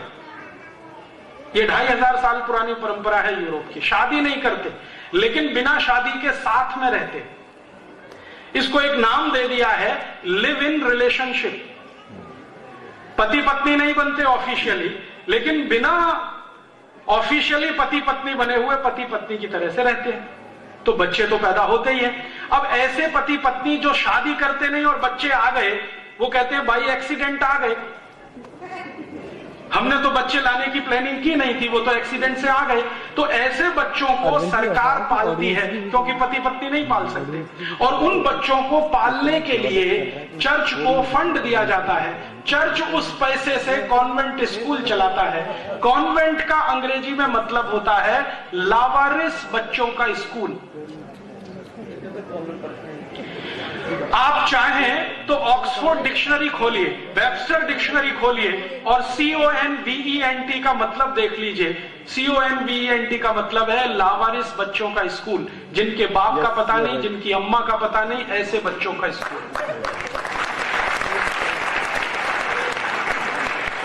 आप जानते हैं कॉन्वेंट स्कूल में बच्चे जब पढ़ने जाते हैं तो उनको टीचर नहीं कहना सिखाया जाता, वो कहते हैं ये फादर है, ये मदर है, ये ब्रदर है, ये सिस्टर है। टीचर नहीं है, फादर है, मदर है, ब्रदर है, सिस्टर है। क्यों? असली नहीं है,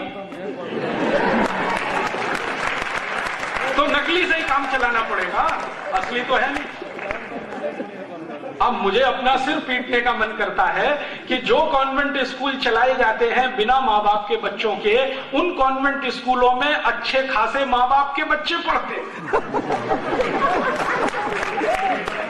और वो गर्व से कहते हैं मेरा बेटा सेंट जोसेफ कॉन्वेंट में पढ़ता है, मेरी बेटी सेंट मैरी कॉन्वेंट में पढ़ती है। फिर मैं पूछता हूं लावारिस बच्चों के स्कूल में? तो थोड़ी देर के लिए परेशान हो जाते हैं। फिर जब मैं उनको डिक्शनरी खोल खोल के दिखाता हूं, पढ़ पढ़ के सुनाता हूं, तो कहते राजीव भाई क्या करें, अच्छी शिक्षा देनी है तो मजबूरी का कुछ समझौता करना है। मैं उनसे कहता हूं कि आप क्या समझौता कर रहे हैं, जरा सोचो तो सही। हमारे भारत की परंपरा है कि किसी भी बेटे या बेटी की दो माताएं हो सकती हैं, बाप दो नहीं होते। आप जानते हैं भारत की परंपरा, भगवान कृष्ण की दो माताएं, एक ने जन्म दिया, एक ने पाला। भगवान राम की तीन माताएं, कैकेयी, सुमित्रा, अतिरिक्त माता, मूल माता कौशल्या। आप पुराने जमाने से ढूंढना शुरू करो तो हर एक महान व्यक्ति की दो तीन माताएं मिल जाएंगी। राणा प्रताप की दो माताएं, एक पन्ना धाय जिसने दूध पिलाया और एक असली मां जिन्होंने जन्म दिया। शिवाजी की दो माताएं। तो भारत में ऐसी परंपरा हजारों साल से है, माताएं दो हो सकती हैं, तीन हो सकती हैं, बाप एक ही होता है। लेकिन कॉन्वेंट स्कूल में पढ़ने वाले बच्चों के दो दो बाप होते हैं।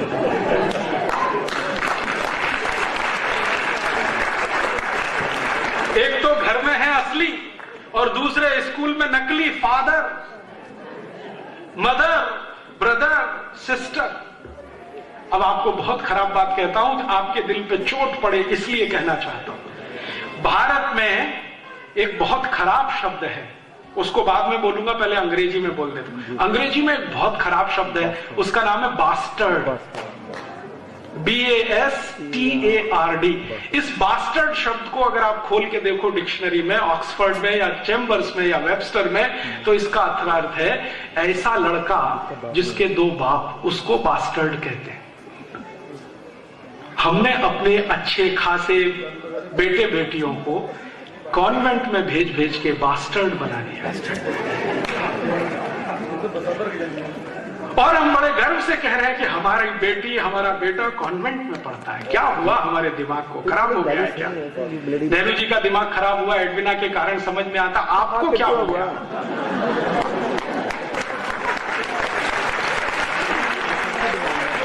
आप ये क्यों फंसे हैं चक्कर में?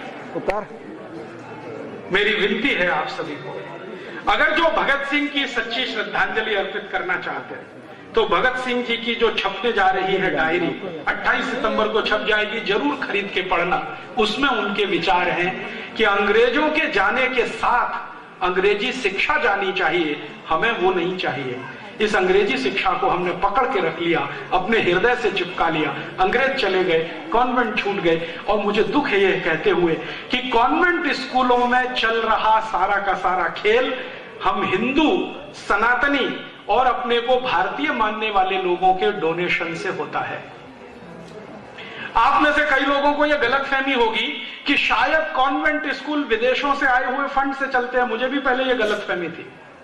मैंने एक बार संसद में मेरे एक मित्र को सवाल दिया लिखकर कि जरा सरकार को पूछो कि कॉन्वेंट स्कूल का एक साल का कुल खर्चा पूरे भारत का जो है उसका वो क्या है, क्लासिफिकेशन क्या है, कितना भारत से आता है, कितना विदेशों से आता है, तो पता चला कि कॉन्वेंट स्कूलों में हर साल 18,000 करोड़ रुपए खर्च होता है, उसमें से बाहर से मात्र 10% आता है, बाकी सारा पैसा भारत का समाज उनको देता है।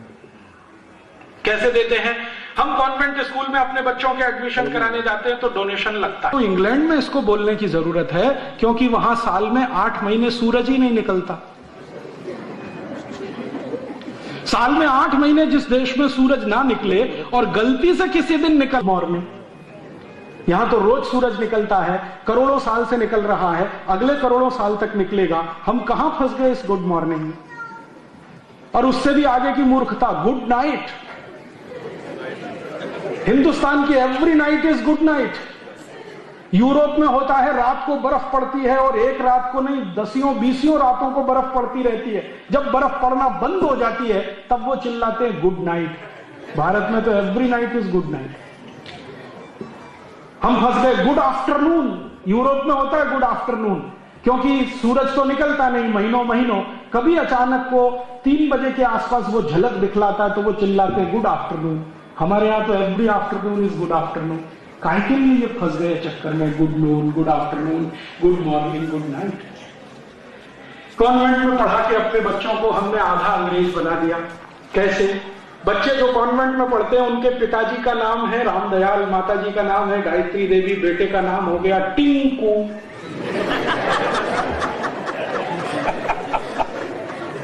मेरे समझ में नहीं आता कि ये रामदयाल और गायत्री देवी का टिंकू कहां से आया। टिंकू का अर्थ समझते हैं? फिर से डिक्शनरी खोली ऑक्सफोर्ड की, वेबस्टर की। टिंकू का अर्थ है आवारा लड़का।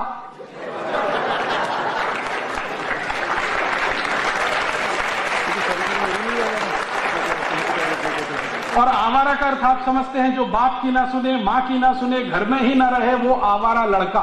सीधा साधा भोला भाला आपका बेटा, आप उसको टिंकू टिंकू टिंकू टिंकू बोल बोल के ही बनाने वाले हैं आवारा।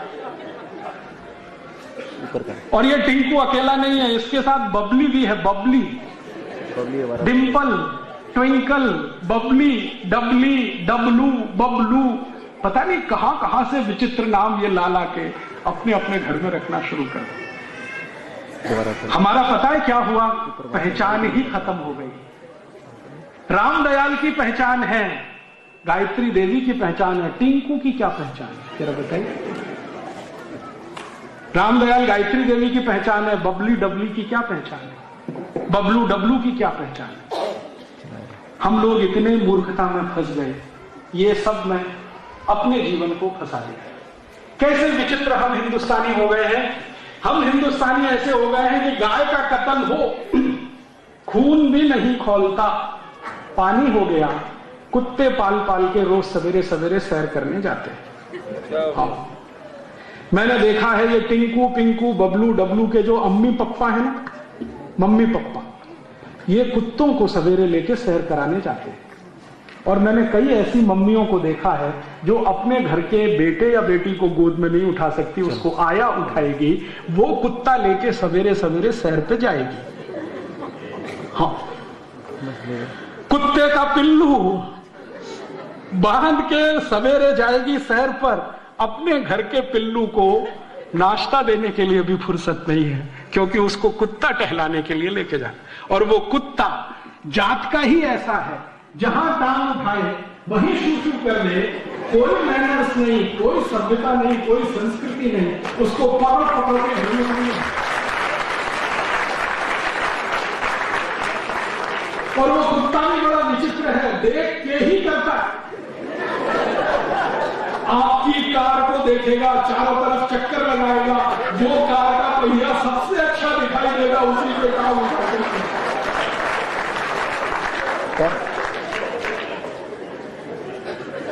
और उस कुत्ते को घर में बांध के बाहर एक बोर्ड टांग देते हैं, बिवेयर ऑफ डॉग। ये हमारा कचरा हो गया, पहचान खत्म हो गई। पहले हर घर के सामने गाय बांधी जाती थी, अब घरों में कुत्ता आ गया। हमने विकास कर लिया, गाय को तो काट के मांस खा रहे हैं, कुत्ते को घर के सामने बांध रहे हैं, जो आपको भी चिल्लाए, पड़ोसी को भी चिल्लाए, आने वाले को उससे भी ज्यादा चिल्लाए। कहना था कि यही एक ऐसा जीव है जो आने वाले भविष्य में किसी काम का ना हो। गाय को लेके नहीं गए, बैल को लेकर नहीं गए, कुत्ते को लेके गए, वो प्रतीकात्मक है। उस युधिष्ठिर ले गए अपने साथ उस कुत्ते को, हमने फिर वापस लाके घर में बांध दिया, क्योंकि अंग्रेजों के अंग्रेज तो हम हैं। अंग्रेज पालते हैं कुत्ता, जानते हैं क्यों पालते हैं? क्योंकि यूरोप में ठंड बहुत पड़ती है, और जब बहुत ज्यादा ठंड पड़ती है तो कुत्ते की बहुत जरूरत पड़ती है। क्या काम के लिए? बर्फ पड़ती है 10 फीट ऊंची, 15 फीट ऊंची, बर्फ के नीचे बहुत कुछ दब जाता है, गाड़ियां दब जाती हैं, घरों के दरवाजे दब जाते हैं, तब वो कुत्ता है जो सूंघ सूंघ के बताता है कि कहां क्या है। इसलिए अंग्रेज कुत्ते को पालता है, उनकी मजबूरी है कुत्ता पालना, हमारे लिए कोई मजबूरी नहीं है। लेकिन हम इस अंग्रेजियत में डूबे। थोड़ा आगे बढ़े, इस अंग्रेजियत का क्या असर है कॉन्वेंट स्कूलों का? अपने अच्छे खासे हिंदुस्तान में जहां समशीतोष्ण जलवायु है, टेम्परेचर बराबर का है, ना ज्यादा ठंडी है ना ज्यादा गर्म है, उस हिंदुस्तान के छोटे छोटे बच्चों को गले में टाई लटकवा दिया कॉन्वेंट के कारण। टाई यूरोप में पहनी जाती है, और टाई लगाने के पीछे यूरोप में कारण क्या है? 14वीं शताब्दी में यूरोप में टाई का आविष्कार हुआ, और उसका कारण यह था कि यूरोपियन लोगों को ठंड बहुत है, क्योंकि सर्दी बहुत है, तो अक्सर जल्दी जल्दी सर्दी जुकाम होता है, तो नाक अक्सर रहती है। तो बेचारे पुराने जमाने के अंग्रेज क्या करते थे? जेब से कागज निकाल के पोंछ के रखते रहते थे। बाद में उनको लगा कि ये बार बार निकालना, पोंछना, रखना ये कोई बात बनती नहीं है, तो गले में ही लटका लो, एक हमेशा लटकता है, तो वो टाई उन्होंने लटकाई, नाक को खींच। और हम तो ऐसे महानों के महान हो गए कि भरी जून की गर्मी में 3 पीस सूट टांगे घूमते रहते हैं, दूल्हे राजा बन के घोड़े पे चढ़ के बैठते, 3 पीस सूट और टाई लगा के। मूर्खों के मूर्ख उसी दिन सुपर इडियट बन के शादी करने जाते।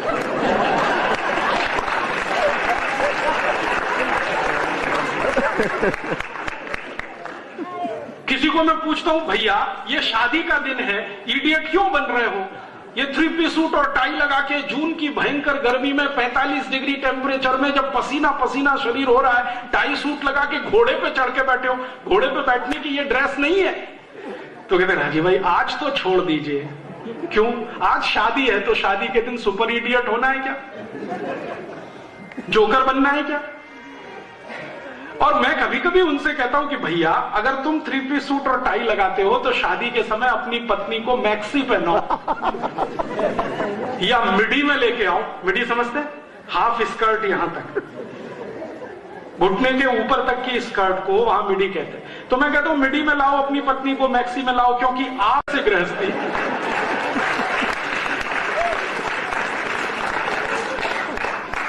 पत्नी को साड़ी में ही लाएंगे और पतिदेव 3 पीस सूट और टाई पहन के आएंगे, मूर्खों के मूर्ख। यही सब कॉन्वेंट की निशानियां हैं। ये कॉन्वेंट एजुकेशन ने हमारे दिमाग में ऐसा वायरस भर दिया, ना तो हम हिंदुस्तानी रह पाए ना अंग्रेज बन पाए, हम खिचड़ी हो गए, हमारी पहचान खत्म हो गई। मैं दुनिया में बहुत घूमता हूं, और दुनिया के देशों में जब मैं जाता हूं तो मुझे बड़ा गर्व होता है कि जो देश में मैं गया वहां के लोगों का पहनावा देख के मुझे तुरंत पता चलता है कि यह आदमी कहां का है। गल्फ के किसी भी देश में चले जाइए, सऊदी अरब के आदमी को आप कपड़े से पहचान लेंगे, संयुक्त अरब अमीरात वाले को कपड़े से पहचान लेंगे, बहरीन वाले को पहचान लेंगे, कुवैत वाले को पहचान लेंगे, ओमान वाले को पहचान लेंगे। और कई बार तो ऐसा होता है कि पूरे कपड़े देखने की जरूरत नहीं, सिर पर जो स्कार्फ बांधा हुआ है ना, उससे मैं देश बता सकता हूं ये आदमी किस देश का है। ये हिंदुस्तानी विचित्र बंदा है, कहीं भी घूमे यूरोप और अमेरिका में पहचान ही नहीं सकते कि किस देश का है, सरदारों को छोड़कर। हाँ, क्योंकि वो अकेले बचे हुए हैं जिन्होंने अपनी पगड़ी नहीं छोड़ी है, जिन्होंने अपने केश नहीं छोड़े हैं, जिन्होंने अपना कड़ा नहीं छोड़ा है, जिन्होंने अपनी कटार नहीं छोड़ी है। मैं दुनिया में जहां भी जाता हूं सिखों को तुरंत पहचान लेता हूं कि ये पक्का हिंदुस्तानी है। बाकी किसी हिंदू को पहचानना बहुत मुश्किल होता है, क्योंकि 3 पीस सूट और टाई लगा के वो अंग्रेजों का बाप नजर आता है। जो कोई हमारे पोशाक से हमें नहीं पहचान सके तो ऐसी इज्जत और ऐसे सम्मान का क्या करें। हमारी भाषा बदल गई, हम अब अंग्रेजी में बात करते हैं, पढ़े लिखे लोग ज्यादा अंग्रेजी में बात करते हैं, विचित्र विचित्र शब्द बोलते रहते हैं, कहते हो Rajiv Dixit she is my missus. मैं पूछता हूं really she is your missus? क्योंकि मिसेस का मतलब नहीं मालूम। मिसेस का मतलब होता है धर्म पत्नी को छोड़कर कोई भी महिला। जी जी, एग्रीड सर, एग्रीड। मैं आपको सच बता रहा हूं, जोक नहीं है ये। अंग्रेजों की डिक्शनरी में मिसेस का अर्थ होता है धर्म पत्नी को छोड़कर कोई भी ऐसी महिला जिसके साथ आप चाहें तो एक रात गुजारें, 2 रात गुजारें, माने वैश्या और कॉरल गर्ल, वो मिसेस होती है। हम हमारी अच्छी खासी धर्म पत्नी को मिसेस बनाने पे तुले हुए हैं। Oh Rajiv Dixit she is my missus. तो मैं पूछता हूं really she is your missus? Oh my God. और इसका उल्टा है मिस्टर। मिस्टर माने पति को छोड़कर कोई भी पुरुष जिसको आप इस्तेमाल करने के लिए लाए, पैसा देके सवेरे विदा करेंगे, वो मिस्टर। हम अपने धर्म पति को मिस्टर बनाते हैं, धर्म पत्नी को मिसेस बनाते हैं, बिना सोचे समझे अंग्रेजों की नकल करके अपने को अंग्रेजों से बड़ा सिद्ध करने की कोशिश करते हैं। बच्चों को बचपन से बड़ा करते हैं, उनको कविताएं भी सुनाते हैं तो अंग्रेजी में twinkle twinkle little star how I wonder what you are. उन बच्चों को पूछो भैया इसका मतलब क्या है, मालूम नहीं। Twinkle twinkle little star how I wonder what you are, मतलब मालूम नहीं है। रटा रटा के उसको तोता बना दिया, पोपट। कभी कभी कुछ बच्चे आते हैं, rain rain go away come again another day little baby wants to play. फिर मैं उनसे पूछता हूं मतलब मालूम है इसका क्या? रेन रेन गो अवे माने बारिश तुम चली जाओ, कभी भी मत आओ क्योंकि मुझे खेलना है। भगवान ने अगर सुन लिया तो आप बोल रहे हैं रेन रेन गो अवे, बारिश तुम चली जाओ चली जाओ चली जाओ, कभी भी मत आओ। भगवान ने सुन लिया बारिश आएगी नहीं, भूखे मर जाएंगे आप सब। ऐसी उल्टी उल्टी कविताएं क्यों सिखा रहे हैं? Rain rain go away come again again other day. तो आप बोलेंगे जी कौन सी कविताएं सुनाएं? क्या पंजाबी में कोई कविता नहीं है? हिंदी में नहीं है? मराठी में नहीं है? मराठी की एक कविता मुझे याद आती है, बता देता हूं। ये रे पाऊसा तुला दे तो पैसा, पैसा झाला खोटा पाऊस आला मोटा। माने बारिश तुम जल्दी जल्दी आओ, जल्दी जल्दी आओ, ज्यादा ज्यादा आओ, मैं तुमको पैसा दूंगा। ऐसी कविता है मराठी की। ऐसी ही होगी कोई पंजाबी में, ऐसी ही होगी हिंदी में, जिसमें बारिश को हम बुला रहे हैं, रेन रेन गो अवे नहीं सिखा रहे हैं, बारिश तुम चली जाओ। हमारा दिमाग पता नहीं कहां चला गया। ऐसी मूर्खता की कविताएं बच्चों को सिखाते हैं, मूर्खता के स्टेटमेंट उनको बताते हैं। बच्चों को बोलना सिखाते हैं, मम्मी बोल, मां मत बोल, मम्मी बोल। मम्मी का मतलब है मरा हुआ, MUMMY, मम्मी माने मरा हुआ। और डैडी, डैडी माने मरे हुए जैसा। और अब और तरक्की हो गई है, अब बोलते हैं डैड, पूरा ही मरा हुआ।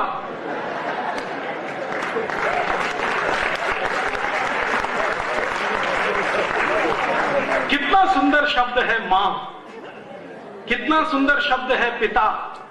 तो माँ पिता, माताजी पिताजी सब छोड़कर मम्मी डैडी, मॉम डैड, मम्मा, पता नहीं कहां कहां। मम्मा बोलने में गर्व है, अम्मा बोलने में शर्म है। अक्सर मैंने घरों में देखा बच्चों को मम्मा बोलेंगे, कहो अम्मा बोलो, शर्म आती है। मम्मा का ही कोई मतलब नहीं है, ना अंग्रेजी में है, ना फ्रेंच में है, ना जर्मन में है, ना इटालियन में है। दुनिया की किसी भाषा में मम्मा शब्द ही नहीं है। और हमारे घरों के बच्चे मम्मा मम्मा मम्मा मम्मा, और मम्मा भी जवाब देती रहती है, हाँ ठीक है बेटा बोल।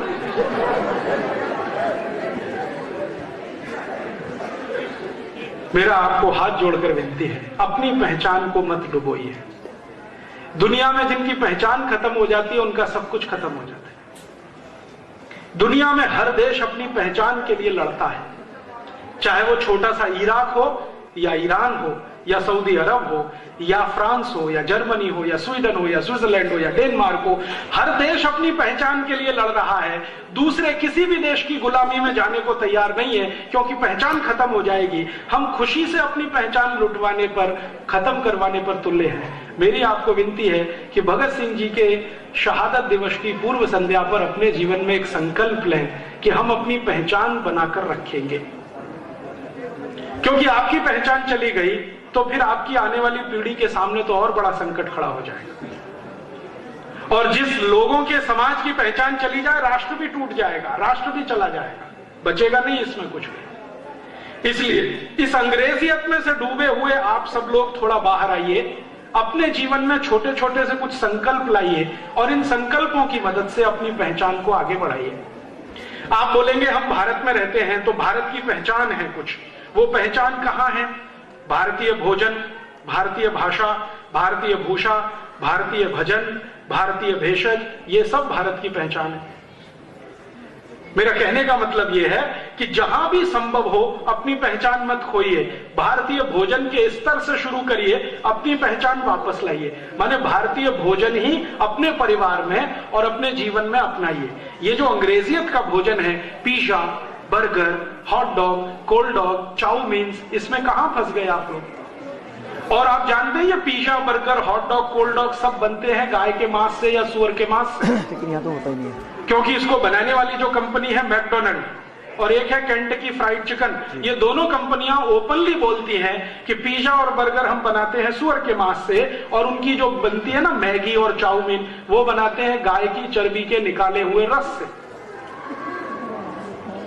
अब एक तरफ आप बोलो गौ माता की जय और दूसरी तरफ खाओ पिज्जा, बर्गर या हॉट डॉग, या दूसरी तरफ खाओ चाउमीन, तो गौ माता कैसे जय होने वाली है? तो अगर गौ माता की जय करनी है तो ये pizza, burger, hot dog, cold dog, अंग्रेजी के भोजन बंद कर दीजिए। तो आप बोलेंगे जी क्या खाएं? हिंदुस्तानी भोजन खाइए, कोई कमी तो है नहीं अपने पास। आप कहेंगे जी हिंदुस्तानी भोजन में फास्ट फूड, हिंदुस्तान में सिवई से बड़ा फास्ट फूड क्या हो सकता है? तुरंत तैयार होती है, कम से कम मैगी से तो अच्छी है। दूध में सिवई बना के खिलाइए, खुद खाइए, बच्चों को खिलाइए।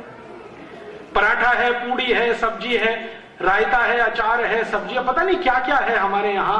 अगर बहुत ज्यादा आपको चाहिए कुछ ऐसी चीज तो दक्षिण भारत के व्यंजन ले लीजिए। इडली है, सांभर है, रसम है, उत्तपम है, जो 10-15 मिनट में तैयार होते हैं। भारतीय भोजन मत छोड़िए। अगर आपने भारतीय भोजन छोड़ा तो क्या होगा?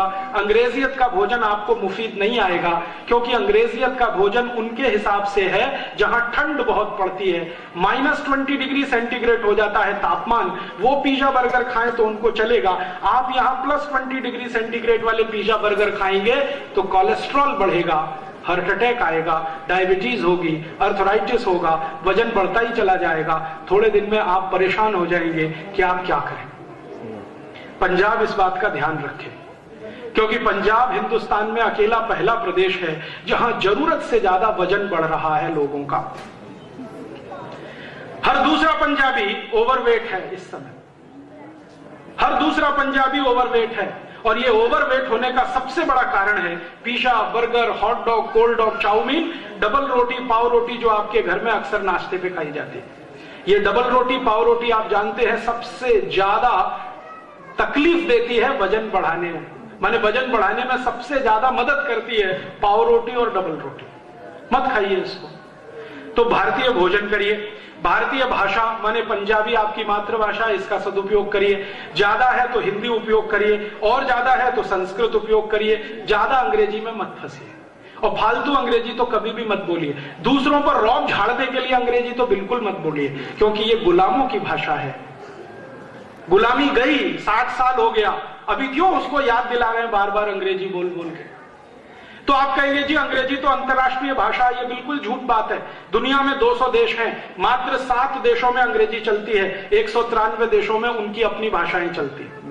फ्रांस में फ्रेंच है, जर्मनी में जर्मन है, स्वीडन में स्वीडिश है, हॉलैंड में डच है, रूस में रशियन है, जापान में जापानीज है, चीन में चाइनीज है। सब देशों की अपनी भाषा है। और इन देशों में मैं सब जगह देख के आया, उनकी शिक्षा जीवन में छोटे से लेकर उच्चतम सब मातृभाषा में है। आपको मालूम है रूस के सभी मेडिकल कॉलेज रशियन में काम करते हैं। रूस के इंजीनियरिंग कॉलेज में रशियन पढ़ाया जाता है। फ्रांस के इंजीनियरिंग कॉलेजेस में फ्रेंच में पढ़ाया जाता है। फ्रांस के मेडिकल कॉलेज में फ्रेंच में पढ़ाया जाता है। वहां के जो मैनेजमेंट के इंस्टीट्यूशन है वो भी फ्रेंच में पढ़ाते हैं। फ्रांस मुश्किल से 5 करोड़ लोगों का देश है, लेकिन कभी भी अपनी भाषा नहीं छोड़ता। हम 110 करोड़ वाले अपनी भाषा क्यों छोड़ बैठे? खुमारी लाइए मन में भाषा के प्रति। भाषा मत छोड़िए अपनी, भाषा मत छोड़िए, भोजन मत छोड़िए अपना, भजन मत छोड़िए अपना। भारतीय भजन, ये रैप म्यूजिक, पॉप म्यूजिक कहां फंस गए इसमें? रैप डांस, पॉप डांस, मुझे तो समझ में नहीं आता उसमें डांस है कि एक्सरसाइज है। कभी टांग इधर उठा दिया, कभी इधर उठा दिया, कभी हाथ ऐसे कर दिया, कौन सा डांस उसमें हो रहा है? आपके पास कोई कमी है भारतीय नृत्यों की? भरतनाट्यम है, कथकली है, कुचिपुड़ी है, ओडिसी है, कथक है, कुछ कमी तो नहीं है, इतने अच्छे डांस है। और भारतीय डांस की विशेषताएं जरा समझ लीजिए तो आपको पता चलेगा कि ये कितने वैज्ञानिक तरीके से विकसित किए हुए हैं। भारतीय डांस में सबसे महत्वपूर्ण है पद संचालन, पांव का मूवमेंट, जो दुनिया के किसी भी दूसरे डांस में नहीं है। और पद संचालन इसलिए महत्वपूर्ण है कि पद के संचालन से बॉडी का बैलेंस बनता है। भरतनाट्यम, कुचिपुड़ी, कथकली और थोड़ा कथक में आए, इनकी भाव भंगिमाओं को देखें तो अगर महिलाएं इस डांस को कर रही हैं तो जीवन पर्यंत निरोगी रहने की आश्वस्ति है, गारंटी है। कैसे? भरतनाट्यम की मुद्रा देख लीजिए, पांव को जिस तरह से रखा जाता है, जिस तरह से हमारे देश की माताएं बहनें भरतनाट्यम में अपने पांव को संचालित करती हैं, एक डॉक्टर होने के नाते मैं आपको कहता हूं, वो सभी माताओं के गर्भाशय को सबसे ज्यादा फ्लेक्सिबल बनाता है पद संचालन। और मां का गर्भ स्थान सबसे महत्वपूर्ण है क्योंकि उसी में से जीवन आगे बढ़ता है। वो जितना फ्लेक्सिबल होगा, मां की आने वाली संतान उतनी अच्छी होगी। तो सारे डांस का पद संचालन गर्भाशय के मूवमेंट से है। बहुत रिसर्च है इस पर भारत में। यूरोप का पद संचालन तो पता नहीं किस तरह का है, ये अमेरिका का तो और भी विचित्र है। तो अपने डांस मत छोड़िए, अपने भजन मत छोड़िए, अपनी भूषा मत छोड़िए, अपनी भाषा मत छोड़िए, अपना भोजन मत छोड़िए, अपनी औषधि भी मत छोड़िए। औषधि से मतलब भारत में है तो भारतीय औषधियों का उपयोग करिए, क्योंकि भारतीय औषधियों का उपयोग जो है वो आपके लिए मुफीद है। कारण हम जहां रहते हैं वहां समशीतोष्ण जलवायु है, इसका ध्यान रखिए। यूरोप और अमेरिका वाले जहां रहते हैं वो वहां बहुत ठंड है, वहां दो ही मौसम होते हैं, ठंड और भयंकर ठंड, गर्मी नहीं आती वहां पे। ब्राजील और मैक्सिको की तरफ चले जाए ना तो वहां भी दो ही मौसम है, बारिश और भयंकर बारिश। ब्राजील और मैक्सिको में 8-8 महीने बारिश होती रहती है, रुकती नहीं है, टॉरेंशियल रेन। तो वहां बारिश और भयंकर बारिश। यूरोप में ठंड और भयंकर ठंड। अगर अफ्रीका में चले जाइए तो गर्मी और भयंकर गर्मी। किसी भी देश में तीसरा मौसम ही नहीं है। ये भारत अकेला देश है जहां 6 मौसम है और 16 क्लाइमेटिक जोन्स है। दुनिया में विचित्र है ये देश। भारत के बारे में तब मुझे ज्यादा पता चला जब मैंने विदेशों में घूमना शुरू किया। भारत में आप दुनिया का कोई भी मौसम देखना चाहें तो इस देश की सीमा में ही है। आपको स्विट्जरलैंड की बर्फ देखनी है, जम्मू कश्मीर में आ जाइए। आपको ब्राजील और मैक्सिको की बारिश देखनी है तो चेरापूंजी में आ जाइए। अगर आपको ऑस्ट्रेलिया और न्यूजीलैंड का दलदल देखना है तो उड़ीसा और बंगाल में आ जाइए। अगर आपको अफ्रीका का रेगिस्तान देखना है, सहारा, तो जैसलमेर में आ जाइए। अगर आपको चिलचिलाती हुई धूप देखनी है तो कर्नाटक में कुर्ग आ जाइए। आपको दुनिया के सबसे अच्छे सुनहरे जंगल देखने हैं तो डेक्कन के ट्रैप पर आ जाइए। सब कुछ इस देश में है। मुझे यह समझ में आया, दुनिया के 16 क्लाइमेटिक जोन्स इस देश में हैं, बाकी सभी देशों में 2 या 3 ही क्लाइमेटिक जोन्स हैं। इसलिए शायद भगवान को भी भारत में जन्म लेने की इच्छा रहती है।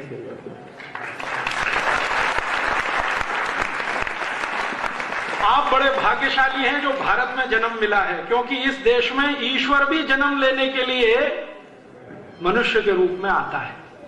दुनिया के किसी दूसरे देश में नहीं है। मौसम बहुत ही अद्भुत है। जिस देश का मौसम विशिष्ट है उस देश के मौसम में होने वाली गतिविधियां भी विशिष्ट हैं। जैसे हम समशीतोष्ण हैं, समशीतोष्ण जलवायु में वायरल और बैक्टीरियल इन्फेक्शन ज्यादा नहीं हो सकता। जहां ठंड बहुत है वहां वायरल और बैक्टीरियल इन्फेक्शन मैक्सिमम होगा। यहां ठंड इतनी नहीं है तो वायरल और बैक्टीरियल इन्फेक्शन सबसे कम होगा। और हमारे यहां तो सूर्य का प्रकाश हर समय उपलब्ध है। 24 घंटे में 12 घंटे सूर्य निकलता है इस देश में। तो वायरस और बैक्टीरिया को मारने का तो सारा काम ये सूर्य करता रहता है। तो आप क्यों ये एंटी वायरल इंजेक्शन लगवाते रहते, एंटी बैक्टीरियल इंजेक्शन ठुकवाते रहते हैं? कभी हेपेटाइटिस बी के नाम पर, कभी हेपेटाइटिस सी के नाम पर, कभी पोलियो के नाम पर, कभी किसी के नाम पर। हमारे पास तो सूर्य ही सबसे बड़ा रक्षक है। हमको तो कोई एंटी बैक्टीरियल और एंटी वायरल वैक्सीन की जरूरत ही नहीं है। भगवान ने ही हमारी सुरक्षा व्यवस्था करके भेजी है। हम अंग्रेजों की नकल कर करके ठुकवा रहे हैं, कभी ये वैक्सीन, कभी वो वैक्सीन, कभी, और उसी में से दुष्परिणाम आ रहे हैं। और वो दुष्परिणाम है कि आपको जिंदगी में जो रोग कभी होने नहीं चाहिए वो 20-20, 25 साल की उम्र में शुरू हो रहे हैं। अभी 25 साल के लड़के लड़कियों को मैं देखता हूं, कार्डियक अरेस्ट हो रहा है, हार्ट अटैक हो रहा है, अर्थराइटिस हो रहा है, घुटनों का दर्द हो गया, कमर का दर्द हो गया। 20-25 साल में ये रोग कहां से आए? क्योंकि आपको जो इंजेक्शन ठोके गए हैं बचपन से, जिनकी आपको जरूरत नहीं है, उनके दुष्परिणाम। तो मेरी आपको विनती है कि भारत में रहते हैं तो भारत की जलवायु को ध्यान में रखकर अपनी चिकित्सा व्यवस्था करिए। तो आप बोलेंगे जी भारत की चिकित्सा व्यवस्था हम तो जानते नहीं है, पढ़ लीजिए, जानने में आ जाएगी। भारत की चिकित्सा व्यवस्था का नाम है आयुर्वेद। यूरोप और अमेरिका की चिकित्सा व्यवस्था का नाम है एलोपैथी। एलोपैथी कोई महान है और आयुर्वेद कोई नीचा है, मैं ये नहीं कह रहा हूं, या आयुर्वेद महान है एलोपैथी नीचे है, वो नहीं कह रहा हूं। भारत के लिए जो सबसे आवश्यक है वो आयुर्वेद है, यूरोप के लिए आवश्यक है वो एलोपैथी है। उनको उनका मुबारक, आप अपना देखिए। तो आप बोलेंगे जी आयुर्वेद का तो अपने को कुछ पता नहीं है, पता कर लीजिए, बहुत आसान है। अभी आयुर्वेद की बहुत सारी पुस्तकें पंजाबी में छप गई हैं, हिंदी में है, मराठी में है, गुजराती में, तमिल में, तेलुगु में, संस्कृत में तो थी ही, अब इन भाषाओं में भी आ गई है। तो आप बोलेंगे नाम ही नहीं पता, नाम सुन लीजिए, मैं सुना देता हूं। बहुत अच्छी आयुर्वेद की पुस्तक है जो सब घर में रहनी चाहिए, उसका नाम है अष्टांग हृदयम। पंजाबी में है, हिंदी में है, मराठी में है, तेलुगु में, तमिल में, कन्नड़ में, 21 भाषाओं में इसका अनुवाद हो चुका है। ये घर में रखिए।